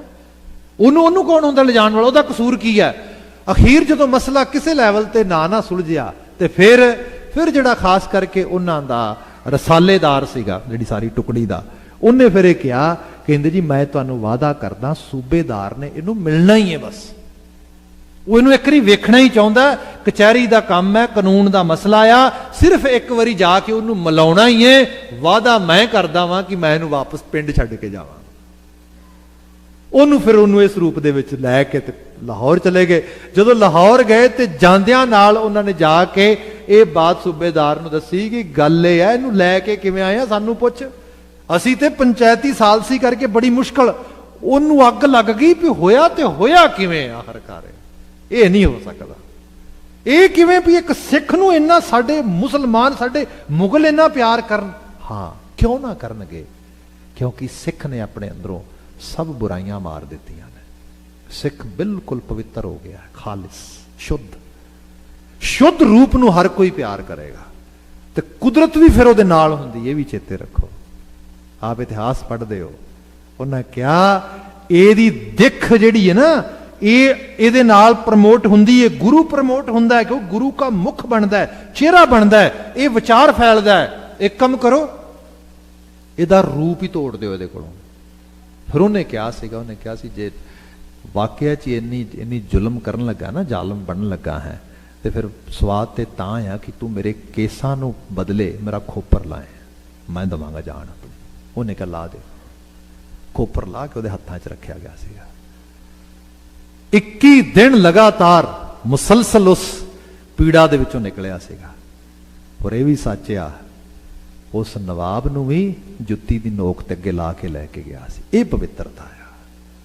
ये है जदों गुरु ईश्वर उस रूप दे विच वो कहंदा है मौत असी जित लई है, तू की सोचदा है, मौत तो पार पै चुके हैं। ये तलक हकीकत है। बंदा इस रूह नूं इस रूप दे शब्द दे आशे नाल चलाए। तो फिर मैं विनती करांगा ਅਜੇ ਬੜਾ ਵੱਡਾ ਲੱਗਦਾ ਸਕੂਲ ਸਾਨੂੰ, ਪਰ ਜਿਵੇਂ ਅਸੀਂ ਸਟੈਪ ਬਾਏ ਸਟੈਪ ਗੁਰੂ ਆਸ਼ੇ ਦੇ ਮੁਤਾਬਕ ਚੱਲਾਂਗੇ, ਯਕੀਨਨ ਤੌਰ ਤੇ ਜੀਵਨ ਉੱਥੇ ਪਹੁੰਚ ਜਾਏਗਾ। ਬੰਦਾ ਮਾਰ ਸਕਦਾ ਆਪਣੀ ਹਰ ਬੁਰਾਈ ਨੂੰ, ਹਰ ਅਲਾਮਤ ਨੂੰ। ਅਜੇ ਤੇ ਕਈ ਵਾਰ ਇਹੀ ਹਾਲਤ ਆ, ਮੁਝ ਖਾਦਮ ਵਰਗੇ, ਆਲਸ ਹੀ ਨਹੀਂ ਮਰਦਾ ਸਾਡੇ ਤੋਂ। ਸ਼ਬਦ ਦਾ ਆਸ਼ਾ ਜਿਹੜਾ ਹੈ ਉਹ ਤੁਹਾਨੂੰ ਬੜਾ ਐਕਟਿਵ ਕਰ ਦਿੰਦਾ ਹੈ। ਅਜੇ ਤੇ ਬੰਦੇ ਤੋਂ ਛੋਟੇ ਛੋਟੇ ਈਰਖਾ ਦਵੈਖ ਹੀ ਨਹੀਂ ਮਰਦੇ, ਕ੍ਰੋਧ ਨਹੀਂ ਮਰਦੇ, ਪਰ ਸ਼ਬਦ ਮਰੋ, ਇਹਦੇ ਜ਼ਰੀਏ ਨੂੰ ਮਾਰੋ, ਫਿਰ ਜੀਵੋ ਸਦ ਹੀ। ਇੱਥੇ ਫਿਰ ਗੁਰ ਈਸ਼ਰ ਹੈ, ਤੇ ਕੱਲਾ ਗੁਰ ਈਸ਼ਰ ਨਹੀਂਗਾ, ਗੁਰ ਬਰਮਾ ਵੀ ਹੈ। ਜਿਹੜਾ ਉਹ ਰੰਗ ਹੈ ਇਹਦਾ, ਜਿਹੜਾ ਇੱਥੇ ਬਚਨ ਆ ਰਿਹਾ ਨਾ ਇਸ ਰੂਪ ਦੇ ਵਿੱਚ, ਗੁਰ ਈਸ਼ਰ, ਗੁਰ ਗੋਰਖ ਬਰਮਾ, ਜਿਹੜਾ ਉਸ ਤਰੀਕੇ ਦੇ ਨਾਲ ਜਿਹੜਾ ਹੈਗਾ ਰੰਗ ਲਿਆ ਰਿਹਾ ਹੈਗਾ, ਉਹ ਇਹ ਹੈ ਨਾਥਾਂ ਦਾ ਨਾਥ ਆ। ਫਿਰ ਸਭ ਨੂੰ ਜੀਵਨ ਦੇਣ ਵਾਲਾ ਹੈ, ਸਭ ਨੂੰ ਜਨਮ ਦੇਣ ਵਾਲਾ। ਜਦੋਂ ਸਭ ਨੂੰ ਜਨਮ ਤੇ ਜੀਵਨ ਦੇਣ ਵਾਲਾ ਹੈ ਉਹ, ਤੇ ਫਿਰ ਇਹ ਵੀ ਸੱਚਾਈ ਹੈ, ਮੈਨੂੰ ਵੀ ਜੀਵਨ ਦੇਏਗਾ। ਸਿੰਪਲ ਇਹਨੂੰ ਐਗਜ਼ਾਮਪਲ ਕਰ ਦੇਣਾ ਵਾ। ਸਾਡੇ ਉੱਥੇ ਮੈਨੂੰ ਕੁਝ ਵਰੇ ਪਹਿਲਾਂ ਯਾਦ ਹੈ ਕਿ ਦੋ ਕੁ ਵਰੇ ਦੀ ਗੱਲ ਹੈਗੀ ਹੈ, ਮੈਂ ਗੁਰੂ ਅਰਜਨ ਸਾਹਿਬ ਦੇ ਗੁਰਪੁਰਬ ਤੇ ਗਿਆ ਸੀਗਾ ਇੰਡੀਆ, ਦਿੱਲੀ। ਤੇ ਉੱਥੇ ਹੁਸ਼ਿਆਰਪੁਰ ਇੱਕ ਸਾਡੇ ਸੱਜਣ ਹੈਗੇ ਨੇ, ਉਹ ਉੱਥੇ ਨਸ਼ਾ ਛੁਡਾਊ ਕੇਂਦਰ ਚਲਾਉਂਦੇ ਨੇ। ਤੇ ਮੈਂ ਜਦੋਂ ਜਾਵਾਂ ਉੱਥੇ ਛੋਟਾ ਮੋਟਾ ਕੈਂਪ ਵਗੈਰਾ ਲਾਉਂਦੇ ਆ ਉਸ ਰੂਪ ਦੇ ਵਿੱਚ। ਤੇ ਉਦੋਂ ਮੈਂ ਗਿਆ ਤੇ ਉਹ ਕਹਿਣ ਲੱਗੇ ਕਿ ਪਲੀਜ਼ ਸਾਡੇ ਕੋਲ ਆਓ, ਇੱਥੇ ਅਸੀਂ ਪ੍ਰੋਗਰਾਮ ਬਣਾ ਰਹੇ ਹਾਂ ਸਾਰਾ। ਅਸਲ 'ਚ ਹੋਇਆ ਇਹ ਕਿ ਗਰਮੀ ਬੜੀ ਸੀ, ਤੇ ਮੈਂ ਕਿਹਾ ਗੱਲ ਹੀ ਕੁਝ ਨਹੀਂ ਹੈ, ਗਰਮੀ ਦੀ ਕਿਹੜੀ ਗੱਲ ਹੈ। ਅਸੀਂ ਤੇ ਉਦੋਂ ਪਤਾ ਲੱਗਾ ਵੀ ਸਰੀਰ ਬੜੇ ਸੋਹਲ ਹੋ ਗਏ ਨੇ ਅਗਲੇ ਜਿੰਨੇ ਵਰਿਆਂ ਦੇ ਵਿੱਚ। ਉਹ ਦੋ ਮਤਲਬ ਵੈਸੇ ਤੇ ਕਮਰਾ ਏਸੀ ਵਗੈਰਾ ਸਾਰਾ ਕੁਝ ਸੀਗਾ, ਪਰ ਆਪਾਂ ਕਹਿੰਦੇ ਨਹੀਂ ਬਾਹਰ ਵਾਕ ਕਰਦੇ ਹਾਂ ਗਰਮੀ 'ਚ, ਤਾਂ ਕਿਹੜਾ ਫਰਕ ਪੈਂਦਾ। ਉਹ ਪਹਿਲਾਂ ਟਰੈਵਲ ਕਰਕੇ ਗਿਆ ਸੀਗਾ, ਦੂਜਾ ਉੱਥੇ ਗਰਮੀ 'ਚ ਵਾਕ ਕੀਤਾ, ਉਹ ਮਤਲਬ 24 ਆਵਰਸ ਦੇ ਵਿੱਚ ਬਸ ਬੁਖਾਰ ਚੜ੍ਹਨਾ ਸ਼ੁਰੂ ਹੋ ਗਿਆ। ਮੁੜ ਕੇ ਜਿਹੜਾ ਹੈਗਾ ਮੁਸ਼ਕਿਲ, ਤਬੀਅਤ ਬਿਲਕੁਲ ਖਰਾਬ ਹੋ ਗਈ। ਮੈਂ ਉਹਨਾਂ ਨੂੰ ਕਿਹਾ ਜੀ ਸੌਰੀ ਮੈਂ ਆ ਨਹੀਂ ਸਕਦਾ। ਕਹਿੰਦੇ ਨਹੀਂ ਨਹੀਂ ਭਾਈ ਸਾਹਿਬ ਪਲੀਜ਼, ਹੁਣ ਪ੍ਰੋਗਰਾਮ ਬਣ ਚੁੱਕਾ, ਹੁਣ ਤੁਹਾਨੂੰ ਆਉਣਾ ਪੈਣਾ ਹੈ। ਖੈਰ ਤਬੀਅਤ ਠੀਕ ਨਹੀਂ, ਪਰ ਫਿਰ ਮੈਂ ਕਿਹਾ ਚਲੋ ਤੁਸੀਂ ਕਹਿੰਦੇ ਮੈਂ ਜ਼ਰੂਰ ਜਾਵਾਂਗਾ। ਮੈਂ ਚਲਾ ਗਿਆ, ਉਹ ਚਲਾ ਗਿਆ ਤੇ ਉਹ ਹੌਲੀ ਹੌਲੀ ਕਰਕੇ ਡਰਾਈਵ ਕਰਕੇ ਉੱਥੇ ਪਹੁੰਚੇ। ਪ੍ਰੋਗਰਾਮ ਸ਼ਾਮ ਦਾ ਸੀਗਾ, ਜੇ ਕਾਫੀ ਦਿਨ ਰਹਿੰਦਾ ਸੀਗਾ। ਤੇ ਉਹ ਕਹਿੰਦੇ ਕਿ ਤੁਸੀਂ ਨਾ ਇੱਥੇ ਸੈਂਟਰ ਤੇ ਨਾ ਆਇਓ, ਤੁਸੀਂ ਨਾ ਆਰਾਮ ਕਰੋ। ਮੈਂ ਕਿਹਾ ਨਹੀਂ ਨਹੀਂ, ਜੇ ਮੈਂ ਆ ਗਿਆ ਤਾਂ ਮੈਂ ਸੈਂਟਰ ਤੇ ਆਵਾਂਗਾ, because I want to spend time ਤੁਹਾਡੇ ਬੰਦਿਆਂ ਦੇ ਨਾਲ, ਤੁਹਾਡੇ ਨਾਲ ਸੈਂਟਰ ਦੇ 'ਚ ਉਸ ਤਰੀਕੇ, ਤਾਂ ਹੀ ਤੇ ਮੈਂ ਆਇਆ ਵਾਂ। ਕਹਿੰਦੇ ਨਹੀਂ ਨਹੀਂ, ਤੁਸੀਂ ਉੱਥੇ ਕੋਠੀ ਹੈ ਸਾਡੀ ਇੱਕ, ਉੱਥੇ ਬੜਾ ਵੱਡਾ ਮਹਿਮਾਨ ਕੋਠੀ ਉੱਥੇ, ਤੇ ਉਹਨਾਂ ਦੇ ਘਰ ਮੈਨੂੰ ਲੈ ਗਏ। ਤੇ ਉੱਥੇ ਜਾ ਕੇ ਤੇ ਪਹੁੰਚਿਆ, ਤੇ ਮੈਂ ਕਿਹਾ ਜੀ ਆਰਾਮ ਦੀ ਤੇ ਲੋੜ ਨਹੀਂ ਸੀ ਹੈਗੀ। ਤੇ ਉਹ ਫੈਮਿਲੀ ਕਹਿੰਦੇ, ਉਹ ਭੈਣ ਜੀ ਸ਼ਾਇਦ ਉਹ ਲੈਕਚਰਾਰ ਸੀਗੇ, ਉਹ ਕਹਿੰਦੇ ਨਹੀਂ ਨਹੀਂ ਆਰਾਮ ਰੂਮ ਕਰਨ ਵਾਸਤੇ ਨਹੀਂ ਸੱਦਿਆ ਤੁਹਾਨੂੰ, ਅਸੀਂ ਗੱਲਾਂ ਕਰਨੀਆਂ ਤੁਹਾਡੇ ਨਾਲ ਤਾਂ ਸੱਦਿਆ ਹੈਗਾ, ਅਸੀਂ ਬੁਲਾਇਆ ਹੈਗਾ, ਕੋਈ ਉਹ ਤੇ ਵੈਸੇ ਬਹਾਨਾ ਲਾਇਆ ਸੀਗਾ। ਅੱਛਾ ਜੀ, ਬੈਠ ਗਏ, ਗੱਲਾਂ ਬਾਤਾਂ ਹੋਣ ਲੱਗੀਆਂ, ਬੜੀ ਵਧੀਆ ਫੈਮਿਲੀ। ਉਹ ਭੈਣ ਜੀ ਕਹਿੰਦੇ ਗੱਲ ਇਹ ਹੈ ਵੀ ਤੁਹਾਨੂੰ ਅਸੀਂ ਇਸ ਕਰਕੇ ਬੁਲਾਇਆ ਹੈ ਕਿ ਨਾ ਤੁਹਾਨੂੰ ਬੱਚੇ ਸਾਨੂੰ YouTube ਤੋਂ ਵੀ ਸੁਣਦੇ ਨੇ, ਅਕਸਰ ਤੁਸੀਂ ਇੱਥੇ ਇੱਕ ਦੋ ਵਾਰੀ ਆਏ, ਉਦੋਂ ਵੀ ਗੱਲਬਾਤ ਹੋਈ, ਸਾਡੀ ਹੈਲਪ ਕਰੋ। ਹੈਲਪ ਇਹਦੇ 'ਚ ਕਰੋ ਕਿ ਸਾਡੇ ਬੱਚੇ ਜਿਹੜੇ ਨੇ they are to religious, please ਉਹਨਾਂ ਦਾ ਕੁਛ ਕਰੋ। ਮੈਂ ਕਿਹਾ ਜੀ ਟੂ ਰਿਲੀਜੀਅਸ, ਇਹ ਕਿਵੇਂ ਹੋ ਗਿਆ ਵੀ ਰਿਲੀਜੀਅਸ ਤੇ ਟੂ ਰਿਲੀਜੀਅਸ? ਮੈਨੂੰ ਪਹਿਲਾਂ ਤਾਂ ਇਹਦਾ ਫਰਕ ਸਮਝਾਓ। ਕਹਿੰਦੇ ਜੀ ਕੀ ਕਰੀਏ, ਪਾਠ ਬੜਾ ਕਰਦੇ ਨੇ। ਅੱਛਾ, ਫਿਰ ਹੋਰ ਜੀ ਆਲੇ ਦੁਆਲੇ ਧਰਮ ਦੇ ਕੰਮਾਂ 'ਚ ਬੜੇ ਇਨਵੋਲਵ ਰਹਿੰਦੇ ਨੇ। ਮੈਂ ਕਿਹਾ ਜੀ ਜਿਵੇਂ ਕਹਿੰਦੇ ਹੁਣ ਆ ਪ੍ਰੋਗਰਾਮ ਇਹਦੇ 'ਚ ਇਨਵੋਲਵ ਹੋਏ ਫਿਰਦੇ ਨੇ ਸਾਰਾ। ਮੈਂ ਕਿਹਾ ਜੀ ਤੁਹਾਨੂੰ ਇਸ਼ੂ ਕੀ ਇਹਦੇ ਨਾਲ? ਕਹਿੰਦੇ ਲੈ ਕੈਰੀਅਰ ਦਾ ਕੀ ਬਣੇਗਾ ਇਹਨਾਂ ਦੇ, ਦਾ ਫਲਾਣੀ ਚੀਜ਼ ਦਾ ਕੀ ਬਣੇ? ਮਤਲਬ ਐਜ਼ ਏ ਪੇਰੈਂਟ, ਮਾਂ ਦੇ ਤੌਰ ਤੇ ਸੋਚ ਰਹੀ ਇਸ ਰੂਪ ਦੇ ਵਿੱਚ। ਮੈਂ ਵੈਸੇ ਮੇਰਾ ਹਾਸਾ ਵੀ ਵਾਕਿਆ 'ਚ ਲਿਟਰਲੀ ਨਿਕਲ ਗਿਆ ਸਾਰੀ ਗੱਲ ਸੁਣ ਕੇ। ਕਹਿੰਦੀ ਨਹੀਂ ਨਹੀਂ, ਹੱਸਣ ਵਾਲੀ ਗੱਲ ਨਹੀਂ ਹੈਗੀ, ਤੁਸੀਂ ਮਾਂ ਦੇ ਪਰਸਪੈਕਟਿਵ ਤੋਂ ਸੋਚੋ। ਮੈਂ ਤੇ ਕਹਿੰਦੀ ਆਹ ਥੋੜਾ ਬਹੁਤਾ ਪਾਠ ਕਿਤੇ ਕਰ ਲੈਣ, ਗੁਰਦੁਆਰੇ ਜਾਣ, ਪਰ ਕੈਰੀਅਰ ਤੇ ਫੋਕਸ ਕਰਨੇ ਇਸ ਰੂਪ ਦੇ ਵਿੱਚ। ਮੈਂ ਖੈਰ ਡਿਟੇਲ ਦੇ ਵਿੱਚ ਗੱਲਬਾਤ ਕੀਤੀ। ਮੈਂ ਕਿਹਾ ਮੈਂ ਇੱਥੇ ਨਸ਼ਾ ਛੁਡਾਊ ਕੇਂਦਰ 'ਚ ਆਇਆ ਵਾਂ, ਤੁਹਾਡੇ ਵੀ ਰਿਸ਼ਤੇਦਾਰ ਨਾਤੇਦਾਰ ਕੋਈ ਹੋਣਗੇ ਆਲੇ ਦੁਆਲੇ, ਕੈਸੇ ਕੈਸੇ ਬੱਚੇ ਕਿਹੋ ਜਿਹੇ ਮਾਹੌਲ ਵਿੱਚ? ਕਹਿੰਦੇ ਹਾਂ ਬੜਾ ਡਰ ਲੱਗਦਾ। ਮੈਂ ਕਿਹਾ ਤੁਹਾਨੂੰ ਲੱਗਦਾ ਨਹੀਂਗਾ ਕਿ ਭਾਵੇਂ ਬੱਚਿਆਂ ਨੂੰ ਐਡਿਕਸ਼ਨ ਹੀ ਹੋ ਗਿਆ ਹੈ, ਪਰ ਚੰਗਾ ਹੋ ਗਿਆ? ਆਖਰਕਾਰ ਤੇ ਐਡਿਕਟ ਹੀ ਹੋਣਾ ਕਿਸੇ ਚੀਜ਼ ਨੂੰ। ਅਮਲ ਲੱਗ ਗਿਆ, ਤੇ ਅਮਲ ਕਿਸੇ ਚੰਗੀਰੀ ਚੀਜ਼ ਦਾ ਲੱਗ ਗਿਆ, ਪਰ ਕਹਿੰਦੇ ਨਹੀਂ ਨਹੀਂ ਇਹਦੇ ਨਾਲ ਤੇ ਖਰਾਬ ਹੋ ਜਾਏਗਾ ਸਾਰਾ ਕੁਝ। ਮੈਂ ਕਿਹਾ ਕੁਝ ਨਹੀਂ ਖਰਾਬ ਹੋਏਗਾ। ਸਾਡੇ ਤੇ ਆਪਣਾ ਬੱਚਾ ਹੈਗਾ, ਆਪਾਂ ਜਿਹੜਾ ਹੈਗਾ ਇੱਥੇ ਵੰਡਰਲੈਂਡ ਜੌਬ ਤੇ ਲੱਗਾ ਸੀਗਾ, ਤੇ ਜੌਬ ਤੇ ਲੱਗਾ ਉਹਦੇ ਇੱਕ ਜਿਹੜਾ ਸੀਗਾ ਉੱਥੇ ਫੂਡ ਕੋਰਟ ਦੇ ਵਿੱਚ ਇੱਕ ਫੂਡ ਦੀ ਉਹਨਾਂ ਦੇ ਸ਼ੋਪ ਦੇ ਉੱਤੇ। ਤੇ ਉਹ ਜਿੱਦਾਂ ਉਹਨਾਂ ਨੂੰ ਹਾਇਰ ਕੀਤਾ, ਬੜੀ ਮੁਸ਼ਕਿਲ ਹਾਇਰ ਕੀਤਾ ਉਹਨਾਂ ਨੇ, ਕਿਹਾ ਵੀ ਅੱਛਾ ਇਸ ਤਰੀਕੇ ਨਾਲ ਇੱਕੋ ਸੀਜ਼ਨ ਦੇ ਵਿੱਚ ਉਹ ਸਾਰੀ ਉਹਨਾਂ ਦੀ ਜਿਹੜੀ ਉਹ ਸ਼ੋਪ ਸੀਗੀ ਸਾਰੀ ਦਾ ਸੁਪਰਵਾਈਜ਼ਰ ਬਣ ਗਿਆ। ਇੱਕੋ ਸੀਜ਼ਨ ਦੇ ਵਿੱਚ ਸਭ ਤੋਂ ਛੋਟਾ ਤੇ ਸੁਪਰਵਾਈਜ਼ਰ। ਹੁਣ ਅਗਲੀ ਵਾਰੀ ਉਹ ਕਹਿੰਦੇ ਕਿ ਤੈਨੂੰ ਅਸੀਂ ਮੈਨੇਜਰ ਬਣਾ ਦੇਣਾ। ਉਹਨੂੰ ਪਹਿਲਾਂ ਹੀ ਉਹਨੂੰ ਸਾਈਨ ਕੀਤਾ ਅਗਲੇ ਸੀਜ਼ਨ ਵਾਸਤੇ। ਤੇ ਉਹ ਆ ਕੇ ਗੱਲਾਂ ਬਾਤਾਂ ਕਰੇ ਤੇ ਵੀਰ ਜੀ ਵੀ ਕਹਿੰਦੇ ਤੇ ਬੜਾ ਕ੍ਰੇਜ਼ੀ ਹੋਇਆ। ਮੈਂ ਕਿਹਾ ਤੂੰ ਪੜ੍ਹਾਈ ਕਰ, ਤੂੰ ਇਸ ਪਾਸੇ। ਉਹ ਇਸ ਰੂਪ ਦੇ ਵਿੱਚ ਤੇ ਮੇਰੇ ਨਾਲ ਗੱਲਬਾਤ ਹੋਈ। ਮੈਂ ਕਿਹਾ ਕੀ ਹੋਇਆ? ਕਹਿੰਦਾ ਪਤਾ ਨਹੀਂ ਕਿਉਂ ਤੇ ਬੜਾ ਹੀ ਪਿਆਰ ਕਰਦੇ ਨੇ ਤੇ ਬੜੀ ਕੇਅਰ ਕਰਦੇ ਨੇ। ਮੈਂ ਕਹਿੰਦਾ ਨਹੀਂ, ਤੇਰੀ ਕੇਅਰ ਨਹੀਂ ਕਰਦੇ ਉਹ, ਨਾ ਤੈਨੂੰ ਪਿਆਰ ਕਰਦੇ ਨੇ। ਅਸਲ ਦੇ ਚ ਉਹ ਜਿਹੜਾ ਤੇਰੇ ਅੰਦਰ ਸਿੱਖ ਬੈਠਾ ਹੈ ਨਾ, ਸਿੱਖ ਬੱਚਾ, ਜਿਹੜਾ ਇੰਨਾ ਓਬੀਡੈਂਟ ਆ, ਜਿਹੜਾ ਇੰਨਾ ਡਿਸਿਪਲਿਨਡ ਆ, ਜਿਹੜਾ ਇਸ ਰੂਪ ਦੇ ਜਿਹਦੇ ਬਾਰੇ ਕੋਈ ਇਸ਼ੂ ਨਹੀਂਗਾ, ਨਾ ਉਹਨੇ ਸਮੋਕ ਕਰਨੀ, ਨਾ ਉਹਨੇ ਡਰਿੰਕ ਕਰਨੀ, ਨਾ ਉਹਨੇ ਝੂਠ ਬੋਲਣਾ, ਨਾ ਕੁਝ, ਉਹਨੂੰ ਲੱਭ ਰਹੇ ਨੇ ਤੇਰੇ ਚੋਂ। ਉਹ ਉਹਨਾਂ ਨੂੰ ਚੰਗਾ ਲੱਗ ਰਿਹਾ, ਉਹ ਅਟਰੈਕਟ ਕਰ ਰਿਹਾ। ਮੈਂ ਉਹਨਾਂ ਨੂੰ ਇਹੋ ਜਿਹੀਆਂ ਬਾਤਾਂ ਸੁਣਾਈਆਂ। ਮੈਂ ਕਿਹਾ ਹਕੀਕਤ ਇਹ ਹੈ, ਗੁਰੂ ਜਿਹੜਾ ਹੈ ਨਾ, ਗੁਰੂ ਤੁਹਾਡੇ ਅੰਦਰੋਂ ਸੱਚਾਈ ਤੇ ਚੰਗਿਆਈ ਦੀ ਪੈਦਾਇਸ਼ ਲੈ ਕੇ ਆਉਂਦਾ ਹੈਗਾ। ਗੁਰੂ ਬਰਮਾ ਹੈ। ਗੁਰੂ ਤੁਹਾਨੂੰ ਨਵਾਜ਼ ਦਿੰਦਾ, ਦੇ ਦਿੰਦਾ ਉਸ ਰੂਪ ਦੇ ਵਿੱਚ। ਤੁਸੀਂ ਸ਼ਬਦ ਨੂੰ ਹਿਰਦੇ 'ਚ ਵਸਾਓ, ਸ਼ਬਦ ਨੂੰ ਜੀਵਨ ਦੇ ਆਸ਼ੇ 'ਚ ਬਚਾਓ, ਉਹਨੂੰ ਉਸ ਰੂਪ ਦੇ 'ਚ ਲੈ ਕੇ ਆਓ, ਫਿਰ ਕਮਾਲੇ ਕਰਾਮਾਤ ਸ਼ਬਦ ਨੂੰ ਕਰਨ ਦਿਓ। ਤੇ ਬਾਤ ਹੋਈ।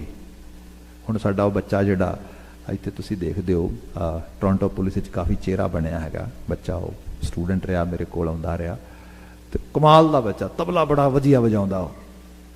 ਉਹ ਵਲੰਟੀਅਰ ਕਰਦਾ ਸੀਗਾ ਇੱਥੇ ਜ਼ਿਆਦਾਤਰ ਫੋਰਸ ਵਾਲਿਆਂ ਦੇ ਨਾਲ। ਜਿੱਦਣ ਉਹਨੂੰ ਹਾਇਰ ਕੀਤਾ ਨਾ, ਤੇ ਉਹਦਾ ਇੰਟਰਵਿਊ ਹੋਇਆ, ਤੇ ਮੈਂ ਉਹਨੂੰ ਪੁੱਛ ਰਿਹਾ ਸੀਗਾ, ਮੈਂ ਕਿਹਾ ਇੰਟਰਵਿਊ 'ਚ ਉਹਨੇ ਕੀ ਪੁੱਛਿਆ? ਕਹਿੰਦਾ ਜੀ ਕੁਛ ਨਹੀਂ ਪੁੱਛਿਆ, ਮੈਨੂੰ ਉਹਨੇ ਕਿਹਾ ਸੀਗਾ HR ਵਾਲੀ ਨੇ ਕਿ ਆਪਣਾ ਤਬਲਾ ਨਾਲ ਲੈ ਕੇ ਆਈ। ਕਹਿੰਦਾ ਜੀ ਮੈਂ ਤੈਨੂੰ ਤਬਲਾ ਵਜਾ ਕੇ ਸੁਣਾਉਂਦਾ ਰਿਹਾ ਉੱਥੇ। ਦੇ ਵਰ ਜਸਟ ਲਿਸਨਿੰਗ ਮਾਈ ਤਬਲਾ, ਨਥਿੰਗ ਐਲਸ। ਮੈਂ ਕਿਹਾ ਤੂੰ ਕੀ ਸੋਚਦਾ ਸੀਗਾ? ਕਹਿੰਦਾ ਆਈ ਹੈਵ ਨੋ ਕਲੂ। ਮੈਂ ਕਿਹਾ ਪਤਾ ਨਹੀਂ ਕੀ ਹੋ ਰਿਹਾ ਮੇਰੇ ਨਾਲ। ਮੈਂ ਕਿਹਾ ਹਾਂ ਇਹ ਹੈ, ਤੈਨੂੰ ਨਹੀਂ ਪਤਾ ਅਸਲ ਦੇ ਵਿੱਚ ਇਹ ਚੀਜ਼ਾਂ ਨੇ। ਜ਼ਿੰਦਗੀ ਜਿਹੜੀ ਹੈਗੀ ਏ, ਇਹਨੂੰ ਤੁਸੀਂ ਡਿਸਿਪਲਿਨ ਕਰੋ, ਪਿਆਰ ਵਿੱਚ, ਸਨੇਹ ਵਿੱਚ। ਸ਼ਬਦ ਇਹੀ ਕਰਾਉਂਦਾ, ਕਿਉਂਕਿ ਬੁਰਾਪਨ ਮਰ ਗਿਆ, ਚੰਗੇਪਨ ਨਾਲ ਤੁਹਾਨੂੰ ਪਿਆਰ ਤੇ ਇਸ਼ਕ ਹੋ ਗਿਆ। ਫਿਰ ਤੁਹਾਡੇ ਚ ਜੋ ਤੁਹਾਡੇ ਵਿੱਚੋਂ ਬਾਹਰ ਨਿਕਲਣਾ ਹੈਗਾ, ਉਹ ਵਾਕਿਆ ਚ ਹੀ ਕਮਾਲੇ ਕਰਾਮਾਤ ਹੋਏਗਾ। ਇਹਨੂੰ ਸਾਹਿਬ ਨੇ ਕਿਹਾ ਗੁਰ ਸ਼ਬਦ ਹੀ ਈਸ਼ਰ, ਗੋਰਖ ਬਰਮਾ, ਤੇ ਫਿਰ ਕਿਆ ਪਾਰਬਤੀ ਮਾਈ। ਵੈਸੇ ਮਾਈਆਂ ਦੀ ਬੜੀ ਪੂਜਾ ਹੁੰਦੀ ਇੰਡੀਆ ਦੇ ਵਿੱਚ। ਅਜੀਬ ਹਾਲਤ ਆ, ਦੇਖੋ ਕੰਜਕਾਂ ਦੇ ਪੈਰ ਧੋ ਕੇ ਪੀਂਦੇ ਨੇ, ਕੁੜੀਆਂ ਨੂੰ ਜੰਮਣ ਤੋਂ ਪਹਿਲਾਂ ਮਾਰਦੇ ਨੇ। ਹਾਲਤ ਦੇਖੋ ਕੀ ਹੈ, ਮਤਲਬ ਇੱਕ ਅਜੀਬ, ਮਤਲਬ ਡੁਐਲਿਟੀ ਦਾ ਹਾਲਤ ਥੋੜੀ ਕੋਈ। ਇੱਕ ਪਾਸੇ ਦੇਖੋ, ਮਤਲਬ ਸੌਰੀ ਟੂ ਸੇ, ਜਾਂ ਦੇਵੀਆਂ ਦੀ ਪੂਜਾ ਕਰਦੇ ਨੇ ਜਾਂ ਫਿਲਮ ਐਕਟਰੈਸਸ ਦੀ, ਵਿਚਕਾਰਲਾ ਕੋਈ ਮੇਲ ਨਹੀਂ ਹੈਗਾ। ਜਾਂ ਐਕਟਰੈਸਸ ਉਹਨਾਂ ਦੇ ਤੁਹਾਨੂੰ ਸਾਈਨ ਬੋਰਡ ਲੱਗੇ ਮਿਲਣਗੇ ਘਰਾਂ ਦੇ ਵਿੱਚ ਵੀ, ਹਰ ਥਾਂ ਦੇ ਉੱਤੇ, ਤੇ ਜਾਂ ਦੇਵੀਆਂ ਦੀ ਜਿਹੜੀਆਂ ਵਿਚਕਾਰ ਨੇ ਸਾਰੀਆਂ, ਉਹ ਭਾਵੇਂ ਮਾਂ ਦੇ ਰੂਪ ਵਿੱਚ ਹੈ, ਭਾਵੇਂ ਭੈਣ ਦੇ ਰੂਪ ਵਿੱਚ ਹੈ, ਭਾਵੇਂ ਪਤਨੀ ਦੇ ਰੂਪ ਵਿੱਚ ਹੈ, ਭਾਵੇਂ ਬੇਟੀ ਦੇ ਰੂਪ ਦੇ ਵਿੱਚ ਹੈ। ਉਹਨਾਂ ਦੀ ਕਿਤੇ ਪ੍ਰੈਜ਼ੈਂਸ ਕਿਤੇ ਨਜ਼ਰ ਪੈ ਰਹੀ ਤੁਹਾਨੂੰ? ਹਕੀਕਤ ਇਹ ਹੈ, ਉਹਨਾਂ ਦੀ ਹੋਂਦ ਨੂੰ ਪਹਿਚਾਨੋ। ਉਹਨੂੰ ਜਾਂ ਤੇ ਦੇਵੀ ਬਣਾ ਕੇ ਟਿਕਾਤਾ ਗਿਆ, ਤੇ ਦੇਵੀ ਕਾਹਦੇ ਵਾਸਤੇ? ਕਿ ਉਹ ਕੁਰਬਾਨੀ ਕਰੇਗੀ। ਉਹਦੇ ਦੇਵੀ ਨੂੰ ਕੁਰਬਾਨੀ ਵਾਸਤੇ ਰੂਪ ਵਿੱਚ ਲਿਆਂਦਾ ਗਿਆ। ਸਾਹਿਬ ਜ਼ਿਕਰ ਕਰਦੇ ਗੁਰੂ ਹੀ ਸਾਡੇ ਵਾਸਤੇ ਪਾਰਬਤੀ ਮਾਈ ਹੈ। ਅਸੀਂ ਕਿਸੇ ਖਾਸ ਫੈਮਿਨਨ ਕਰੈਕਟਰ ਦੀ ਪੂਜਾ ਅਰਚਨਾ ਦੇ ਮਗਰ ਨਹੀਂ ਭੱਜਦੇ।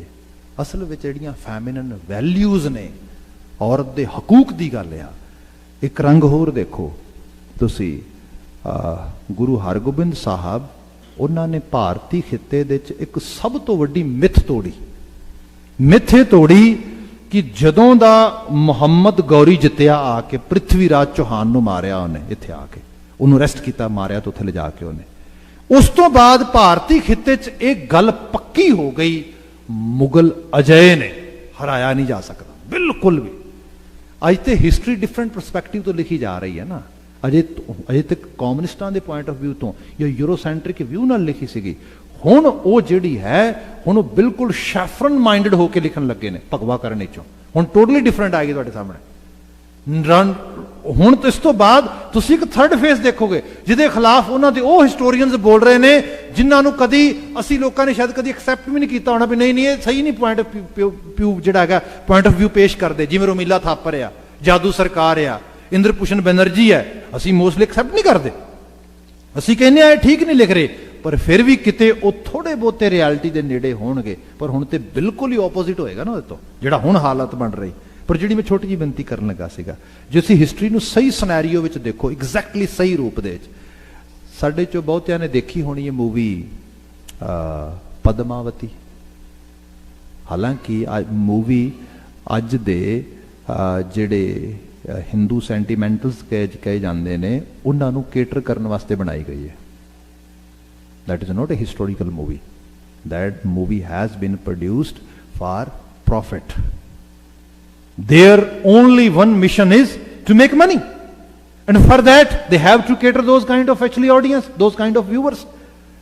And they have presented total history in that way, even though ਉਹ ਵੀ ਉਹਨਾਂ ਨੂੰ ਪਸੰਦ ਨਹੀਂ ਸੀਗਾ, ਪਰ ਇਹਦੇ ਬਾਵਜੂਦ ਵੀ ਹਿਸਟਰੀ ਨਾਲ ਵੀ ਪਲੇ ਕਰੋਗੇ, ਕਿੰਨਾ ਕੁ ਕਰੋਗੇ, ਕਿੰਨਾ ਕੁ ਨੂੰ ਸਕਵੀਜ਼ ਕਰਕੇ ਇੱਕ ਪਾਸੇ ਲੈ ਕੇ ਜਾਓਗੇ, ਪਰ ਇਹਦੇ ਬਾਵਜੂਦ ਵੀ ਆਪ ਦੇਖੋ ਕਿ ਹਾਲਤ ਕੀ ਹੈ। ਬਿਲਕੁਲ ਰੇਗਿਸਤਾਨ ਦੀਆਂ ਕੰਦਰਾਂ ਦੇ ਵਿੱਚ ਏਡੀਆਂ ਏਡੀਆਂ ਲੋਹੇ ਤੋਂ ਵੀ ਮਜ਼ਬੂਤ ਪੱਥਰਾਂ ਦੀਆਂ ਕੰਧਾਂ ਦੇ ਵਿੱਚ ਬੈਠੇ ਹੋਏ ਲੋਕ ਮੁਗਲਾਂ ਤੋਂ ਡਰਦੇ ਨੇ। ਜਿਹੜਾ ਹੈ ਤੁਸੀਂ ਉੱਥੇ ਦੇਖੋ ਕਿ ਕਿਸ ਤਰੀਕੇ ਦੇ ਨਾਲ ਕੁਤਬੂਦੀਨ ਐਬਕ, ਉਹਦਾ ਖਾਨਦਾਨ ਹੈ ਨਾ ਸਾਰੇ ਦਾ ਸਾਰਾ, ਜਿਹਦੇ ਨਾਂ ਦੇ ਉੱਤੇ ਮੀਨਾਰ ਖੜੀ ਕੀਤੀ ਏਡੀ ਵੱਡੀ ਕੁਤਬ ਮੀਨਾਰ, ਇਹ ਉੱਥੋਂ ਹੀ ਸਾਰਾ ਕੁਝ ਐਬਕ ਖਾਨਦਾਨ ਸਾਰਾ ਤੁਰਿਆ ਆ ਰਿਹਾ ਇਸ ਰੂਪ ਦੇ ਵਿੱਚ।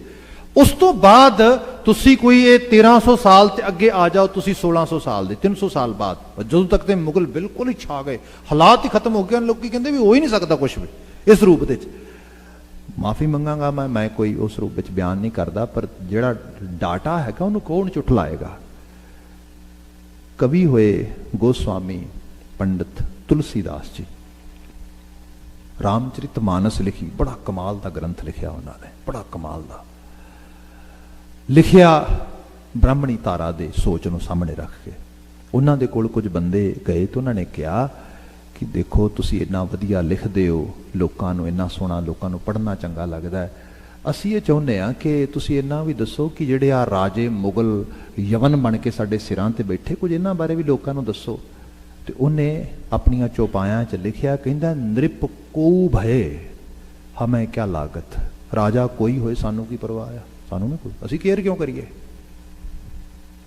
ਤੁਹਾਨੂੰ ਇਹੋ ਜਿਹੇ ਬਚਨ ਬਾਣੀ 'ਚ ਨਹੀਂ ਮਿਲਣਗੇ, ਬਾਣੀ 'ਚ ਤੋਂ ਉਲਟ ਮਿਲੇਗਾ। ਬਾਣੀ 'ਚ ਮਿਲੇਗਾ ਰਾਜੇ ਸ਼ੀ ਮੁਕੱਦਮ ਕੁੱਤੇ ਨਾ, ਇਹ ਨਹੀਂ ਚੱਲੇਗਾ। ਤੁਸੀਂ ਜ਼ਾਲਮ ਬਣ ਕੇ ਕਿਉਂ ਪ੍ਰਜਾ ਤੇ ਜ਼ੁਲਮ ਕਰੋਗੇ ਜੀ। ਲੋਕਾਂ ਨੇ ਕਿਹਾ ਮੁਗਲ ਅਜਿਹੇ ਨੇ, ਮੁਗਲਾਂ ਨੂੰ ਪਹਿਲੀ ਵਾਰ ਜਿਹਨੇ ਹਰਾਇਆ ਉਹ ਪਤਾ ਕੌਣ ਸੀਗਾ? ਗੁਰੂ ਹਰਗੋਬਿੰਦ ਸਾਹਿਬ। ਪਹਿਲੀ ਵਾਰ ਮੁਗਲ ਹਾਰੇ ਅੰਮ੍ਰਿਤਸਰ ਦੀ ਲੜਾਈ ਦੇ ਵਿੱਚ, ਮੁਰਤਜ਼ਾ ਖਾਨ ਦੀ ਕਮਾਂਡ ਵਿੱਚ ਇੱਕ ਵੱਡਾ ਫੌਜ ਦੀ ਜਿਹੜੀ ਉਹਨਾਂ ਦੀ ਵੱਡੀਆਂ ਬਟਾਲੀਅਨ ਸੀਗੀਆਂ, ਉਹ ਲੜੀਆਂ, ਜ਼ਾਬਤਾਬਰ ਟ੍ਰੇਨਡ ਫੌਜ ਅਨਟ੍ਰੇਨਡ ਫਕੀਰਾਂ ਦੇ ਸਾਹਮਣੇ ਖੜੀ ਹੋਈ ਤੇ ਉਹਨਾਂ ਨੇ ਫੜ ਕੇ ਆਹੂ ਲਾ ਕੇ ਰੱਖ ਦਿੱਤੇ। ਮੁਗਲਾਂ ਨੂੰ ਇਹ ਗੱਲ ਬਿਲਕੁਲ ਪੇਸ਼ ਨਹੀਂ ਗਈ, ਉਹ ਕਹਿੰਦੇ ਹੋ ਹੀ ਨਹੀਂ ਸਕਦਾ। ਫਿਰ ਕਿਹਾ ਕੋਈ ਗੱਲ ਨਹੀਂ, ਅਸੀਂ ਨਾ ਅਗਲੇ ਦਾਅ ਤੇ ਰਵਾਂਗੇ। ਅਗਲਾ ਦਾਅ ਸੈਕਿੰਡ ਟਾਈਮ ਗੁਰੂ ਸਾਹਿਬ ਤੇ ਅਟੈਕ ਕੀਤਾ, ਖਾਸ ਕਰਕੇ ਹਰਗੋਬਿੰਦਪੁਰੇ। ਤੀਸਰੀ ਵਾਰ ਗੁਰੂ ਸਾਹਿਬ ਤੇ ਅਟੈਕ ਕੀਤਾ ਜਿਹੜੇ ਮਹਿਰਾਜ ਦੀ ਜਗ੍ਹਾ ਦੇ ਉੱਤੇ। ਫਿਰ ਚੌਥੀ ਵਾਰ ਤੇ ਇੰਤਹਾ ਕਰਕੇ ਆਏ। ਪੂਰੇ ਪੰਜਾਬ ਦੇ ਵਿੱਚੋਂ ਨਕਸਬੰਦੀ ਸੰਪਰਦਾ ਦੀ ਕਮਾਂਡ ਵਿੱਚ ਪੂਰੇ ਦੇ ਪੂਰੇ ਰੂਪ ਦੇ ਵਿੱਚ ਗੁਰੂ ਸਾਹਿਬ ਤੋਂ ਆਪਣੇ ਮੁਗਲ ਆਪਣੇ ਬੰਦੇ ਤੋੜ ਕੇ ਪੈਂਦੇ ਖਾਂ। ਤੇ ਜਿਹੜੀ ਜਿਸ ਚੀਜ਼ ਨੇ, ਜਿਨੇ ਇਸ ਚੀਜ਼ ਨੂੰ ਵਿਟਨੈਸ ਕੀਤਾ, ਉਹ ਸਾਡਾ ਬੰਦਾ ਨਹੀਂ ਸੀਗਾ, ਫਿਰ ਉਹ ਬੰਦਾ ਉਹਨਾਂ ਦਾ ਸੀ, ਮੁਹਸਨ ਫਾਨੀ। ਉਹ ਕਲਮ ਨਵੀਸ ਉੱਥੇ ਮੌਜੂਦ ਸੀਗਾ, ਉਹਨੇ ਆਪ ਸਾਰੀ ਜੰਗ ਵਿਟਨੈਸ ਕੀਤੀ। 90,000 ਗਾਜ਼ੀ 5,000 ਸਿੱਖਾਂ ਦੇ ਉੱਤੇ ਅਟੈਕ ਕਰਦਾ ਆ ਕੇ। 5,000 ਸਿੱਖ 90,000 ਗਾਜ਼ੀ ਦਾ ਮੂੰਹ ਮੋੜ ਕੇ ਰੱਖ ਦਿੰਦੇ, ਆਹੂ ਲਾ ਕੇ ਰੱਖ ਦਿੰਦੇ ਨੇ। ਕਰਤਾਰਪੁਰ ਦੀ ਜੰਗ 'ਚ ਰੇਤ ਦਾ ਰੰਗ, ਬਾਲੂ ਦਾ ਰੰਗ ਲਾਲ ਕਰਕੇ ਰੱਖ ਦਿੱਤਾ, ਐਸੀਆਂ ਸ਼ਮਸ਼ੀਰਾਂ ਵਾਹੀਆਂ। ਤੇ ਆਪ ਅੰਦਾਜ਼ਾ ਲਾਓ, ਉਸ ਤੋਂ ਬਾਅਦ ਕਿਸੇ ਮੁਗਲ ਨੇ ਆ ਕੇ ਗੁਰੂ ਸਾਹਿਬ ਤੇ ਹੱਲਾ ਨਹੀਂ ਕੀਤਾ। ਨਾ ਗੁਰੂ ਹਰਗੋਬਿੰਦ ਸਾਹਿਬ ਤੇ, ਨਾ ਗੁਰੂ ਹਰ ਰਾਏ ਸਾਹਿਬ ਤੇ, ਨਾ ਗੁਰੂ ਹਰਕ੍ਰਿਸ਼ਨ ਸਾਹਿਬ ਤੇ, ਨਾ ਗੁਰੂ ਤੇਗ ਬਹਾਦਰ ਸਾਹਿਬ ਤੇ। ਗੁਰੂ ਤੇਗ ਬਹਾਦਰ ਸਾਹਿਬ ਆਪ ਦਿੱਲੀ ਗਏ ਆਪਣੀ ਅਰੈਸਟਿੰਗ ਦੇਣ ਵਾਸਤੇ। History has been totally change after that. ਇਹ ਟਰਨਿੰਗ ਪੁਆਇੰਟ ਹੈ ਹਿਸਟਰੀ ਦੇ ਵਿੱਚ। ਇਹਦਾ ਰੀਜ਼ਨ ਜੇ ਪਿੱਛੇ ਮੈਂ ਲੈ ਕੇ ਜਾਵਾਂ ਥੋੜੀ ਜੀ ਬਾਤ, ਜਿਹੜੀ ਗੁਰਪਾਰਬਤੀ ਮਾਈ ਮਾਤ ਗੰਗਾ ਜੀ ਸੀਗੇ, ਜਿਨ੍ਹਾਂ ਦੀ ਕੁੱਖ ਤੋਂ ਗੁਰੂ ਹਰਗੋਬਿੰਦ ਸਾਹਿਬ ਦਾ ਜਨਮ ਹੋਣਾ ਹੈ। ਬਾਬਾ ਬੁੱਢਾ ਜੀ ਦੀ ਉੱਥੇ ਇੱਕ ਬਾਤ ਛੋਟੀ ਜਿਹੀ ਪੜਾਈ ਦੇਖੀ ਜਾਂਦੀ ਹੈ। ਬਾਬਾ ਬੁੱਢਾ ਜੀ ਕਹਿੰਦੇ ਨੇ, ਜਿਹਨੇ ਤੁਹਾਡੀ ਕੁੱਖ ਤੋਂ ਜਨਮ ਲੈਣਾ ਹੈ ਨਾ, ਜਿਵੇਂ ਆ ਗੰਢਾ ਭੰਨਿਆ ਨਾ, ਮੁਗਲਾਂ ਦੇ ਸਿਰ ਇਸ ਰੂਪ ਦੇ ਚ ਭੰਨੇਗਾ। ਜ਼ੁਲਮ ਕਰਨ ਵਾਲੇ ਦੇ ਉੱਤੇ ਇਸ ਕਿਸਮ ਦੇ ਨਾਲ ਉਹਦੀ ਤਾਬ ਹੋਏਗੀ। ਬਾਤ ਕੀ ਹੈ? ਮਾਂ ਨੂੰ ਸਾਈਕੋਲੋਜੀਕਲੀ ਟ੍ਰੇਨਡ ਕੀਤਾ ਜਾ ਰਿਹਾ ਹੈ। ਮਾਂ ਨੂੰ, ਜਿੱਥੇ ਮਾਂ ਘਰ ਦੇ ਚ ਸਵੇਰ ਤੋਂ ਸ਼ਾਮ ਤੱਕ ਰੋਂਦੀ ਏ, ਡਰਦੀ ਏ, ਸਹਿਕਦੀ ਏ, ਸਹਿਮਦੀ ਏ, ਉੱਥੇ ਬੱਚਾ ਬਹਾਦਰ ਕਿੱਥੋਂ ਪੈਦਾ ਹੋ ਜਾਏਗਾ? Think in that way. Actually ਜਿਹੜੀਆਂ ਫੈਮਿਨਿਨ ਵੈਲਿਊਜ਼ ਨੇ ਨਾ, ਉਹਨਾਂ ਨੂੰ ਸਹੀ ਰੂਪ ਦੇ ਵਿੱਚ ਇੰਪਲੀਮੈਂਟ ਕੀਤਾ ਜਾਏ, ਸਮਾਜ ਤਾਂ ਕਿਸੇ ਰੂਪ ਵਿੱਚ ਉਸਰਦਾ ਹੈਗਾ। ਜਿੱਥੇ ਮਾਵਾਂ ਦਾ ਸਤਿਕਾਰ ਨਹੀਂ, ਮਾਵਾਂ ਦੀ ਜਿਹੜੀ ਉਸ ਰੂਪ ਵਿੱਚ ਹੋਂਦ ਨਹੀਂ, ਉਹਨਾਂ ਦੀ mental health, physical health, spiritual health ਨਹੀਂ ਹੈਗੀ, ਡੈਫੀਨੇਟਲੀ ਸੁਸਾਇਟੀ ਤੇ ਆਪਣੇ ਆਪ ਲੈਕ ਕਰੇਗੀ ਸਾਰਾ ਕੁਝ। ਗੁਰ ਪਾਰਬਤੀ ਮਾਈ, ਗੁਰ ਸ਼ਬਦ ਉਹ ਆਸ਼ਾ ਹੈ ਜਿਹੜਾ ਤੁਹਾਨੂੰ ਇਸ ਤਰੀਕੇ ਨਾਲ ਪ੍ਰਪੇਅਰ ਕਰਦਾ ਹੈ, ਤੁਸੀਂ ਸਮਾਜ ਨੂੰ ਇਕੁਅਲ ਲੈਵਲ ਤੇ ਉਸ ਲੈਵਲ ਤੇ ਲੈ ਕੇ ਜਾਂਦੇ ਹੋ, ਜਿਹਦੇ ਚ ਤੁਹਾਡੇ ਅੰਦਰ ਮਰਨ ਦੀ, ਈਸ਼ਰ ਦੇ ਰੂਪ ਵਿੱਚ ਸ਼ਿਵ ਸ਼ਕਤੀ ਦੀ ਬਾਤ, ਗੋਰਖ ਦੇ ਰੂਪ ਵਿੱਚ ਉਪਜਣ ਦੀ, ਬ੍ਰਹਮੇ ਦੇ ਰੂਪ ਦੇ ਵਿੱਚ ਜਿਹੜੀ ਹੈ ਚੰਗੇਰੀ ਉਤਪੱਤੀ ਦੀ, ਇਹ ਸਭ। ਪਰ ਹਾਂ, ਇੱਕ ਦੂਜੇ ਦੇ ਨਾਲ ਖਾਸ ਕਰਕੇ ਜੈਂਡਰ ਬੇਸਡ ਜੋ ਵੀ ਡਿਸਕ੍ਰਿਮੀਨੇਸ਼ਨ ਹੈਗਾ, ਸਾਰੇ ਤੋਂ ਬਾਹਰ ਆਉਣ ਦੀ ਜਾਂਚ ਆਉਂਦੀ। ਇਹ ਗੁਰੂ ਹੈ, ਇਹ ਗੁਰ ਸ਼ਬਦ ਹੈ, ਇਹ ਹੈ ਅਸਲ ਸ਼ਬਦ ਜਿਹਦੀ ਆਸਥਾ ਕਰਨੀ ਅਸੀਂ, ਜਿਹਨੂੰ ਅਸੀਂ ਪੂਜਣਾ, ਜਿਹਦੀ ਅਸੀਂ ਲੋ ਵਿੱਚ ਜਾਣਾ ਹੈਗਾ, ਉਹਦੀ ਗੁਰੂ ਨਾਨਕ ਸਾਹਿਬ ਨੇ ਬਾਤ ਕੀਤੀ ਹੈ। ਸਾਹਿਬ ਅਗਲਾ ਬਚਨ ਲਿਖਦੇ, ਜੇ ਹਾਂ ਜਾਣਾ ਆਖਾਂ ਨਾਹੀਂ, ਕਹਿਣਾ ਕਥਨ ਨਾ ਜਾਈ। ਇੰਨਾ ਸਭ ਕੁਝ ਕਹਿ ਕੇ ਬਾਬਾ ਨਾਨਕ ਜੀ ਕਹਿੰਦੇ, ਮੈਂ ਤੇ ਜਾਣਦਾ ਹੀ ਕੁਝ ਨਹੀਂ ਹੈਗਾ, ਜੇ ਮੈਂ ਜਾਣਾ ਤੇ ਮੈਂ ਦੱਸਾਂ ਵੀ ਤੁਹਾਨੂੰ। ਜੇ ਹਾਂ ਜਾਣਾ ਤੇ ਫਿਰ ਇਹ ਵੀ ਸੱਚਾਈ ਹੈ, ਜਾਣਨ ਤੋਂ ਬਾਅਦ ਮੇਰੇ ਚ ਐਬਿਲਿਟੀ ਵੀ ਨਹੀਂ, ਆਖਾਂ ਨਾਹੀਂ, ਮੈਂ ਸ਼ਾਇਦ ਕਹਿ ਵੀ ਨਾ ਸਕਾਂ। ਕਿਉਂ? ਸਾਹਿਬ ਕਹਿੰਦੇ, ਕਹਿਣਾ ਕਥਨ ਨਾ ਜਾਈ। ਇਹ ਗੱਲਾਂ ਕਹਿਣ ਕਥਨ ਤੋਂ ਪਰੇ ਨੇ, ਉੱਚੀਆਂ ਨੇ। ਗੁਰਾ, ਅਰਦਾਸ ਗੁਰੂ ਅੱਗੇ ਹੋ ਰਹੀ ਹੈ ਹੁਣ, ਉਸ ਸ਼ਬਦ ਅੱਗੇ, ਮੇਰੇ ਤੇ ਤਰਸ ਕਰੀ, ਮੇਰੀ ਸੁਰਤ ਤੇ ਆ ਕੇ ਬਹਿ ਜੀ। ਗੁਰਾ ਇੱਕ ਦੇਹ, ਇਹਨੂੰ ਗੁਰਾ ਨਹੀਂ ਪੜਨਾ, ਇਹ ਨੇਜ਼ਲ ਸਾਊਂਡ ਨਹੀਂ ਕਰਨਾ। ਗੁਰਾ ਤਾਂ ਪੜਨਾ ਹੈ ਜੇ ਇੱਕ ਤੋਂ ਵੱਧ ਦੀ ਗੱਲ ਹੋਏ, ਜਿਵੇਂ ਭਗਤਾਂ ਪੜਾਂਗੇ ਅੱਗੇ ਜਾ ਕੇ, ਕੰਨੇ ਦੇ ਨਾਲ ਨੇਜ਼ਲ ਸਾਊਂਡ ਆਉਂਦਾ, ਪਰ ਉਹ ਇੱਕ ਸਪੈਸੀਫਿਕ ਕੰਡੀਸ਼ਨ ਵਿੱਚ ਆਉਂਦਾ। ਇੱਥੇ ਜਿਹੜਾ ਐਡਰੈਸ ਕੀਤਾ ਗਿਆ, ਗੁਰਾ, हे ਗੁਰੂ, ਇੱਕ ਦੇਹ 부ਝਾਈ, ਮੈਨੂੰ ਆ ਬੁਝਾਰਤ ਬਿਲਕੁਲ ਪੱਕੇ ਤੌਰ ਤੇ ਬੁਝਾ ਦੇ, ਸਮਝਾ ਦੇ ਕਿ ਸਭਨਾ ਜੀਆਂ ਕਾ ਇੱਕ ਦਾਤਾ, ਸੋ ਮੈਂ ਵਿਸਰ ਨਾ ਜਾਏ। ਦਾਤੇ 2 4 5 10 15 ਨਹੀਂ ਹੈਗੇ, ਦਾਤਾ ਇੱਕ ਹੀ ਹੈ ਤੇ ਸਭਨਾ ਦਾ। ਮੇਰੀ ਸੁਰਤ ਚੋਂ ਕਦੀ ਉਹ ਵਿਸਰੇ ਨਾ, ਹੈ ਮਾਲਕ, ਇਹੋ ਜੀ ਬਖਸ਼ਿਸ਼ ਕਰੀ। ਸਾਹਿਬ ਰਹਿਮਤ ਕਰਨ, ਇਹਨਾਂ ਆਲਮੀ ਵਾਕਿਆਂ ਚੋਂ ਚੰਗੇਰੀ ਪ੍ਰੇਰਣਾ ਮਿਲੇ। ਇੰਨੀਆਂ ਕੁ ਬੇਨਤੀਆਂ ਨਾਲ ਖਿਮਾ ਭੁੱਲਾ ਨਾ ਚਤਾਰਿਓ, ਜੇ ਸਭ ਪ੍ਰੇਮ ਕਹਿ ਦੇਣਾ ਜੀ। ਵਾਹਿਗੁਰੂ ਜੀ ਕਾ ਖਾਲਸਾ, ਵਾਹਿਗੁਰੂ ਜੀ ਕੀ ਫਤਿਹ।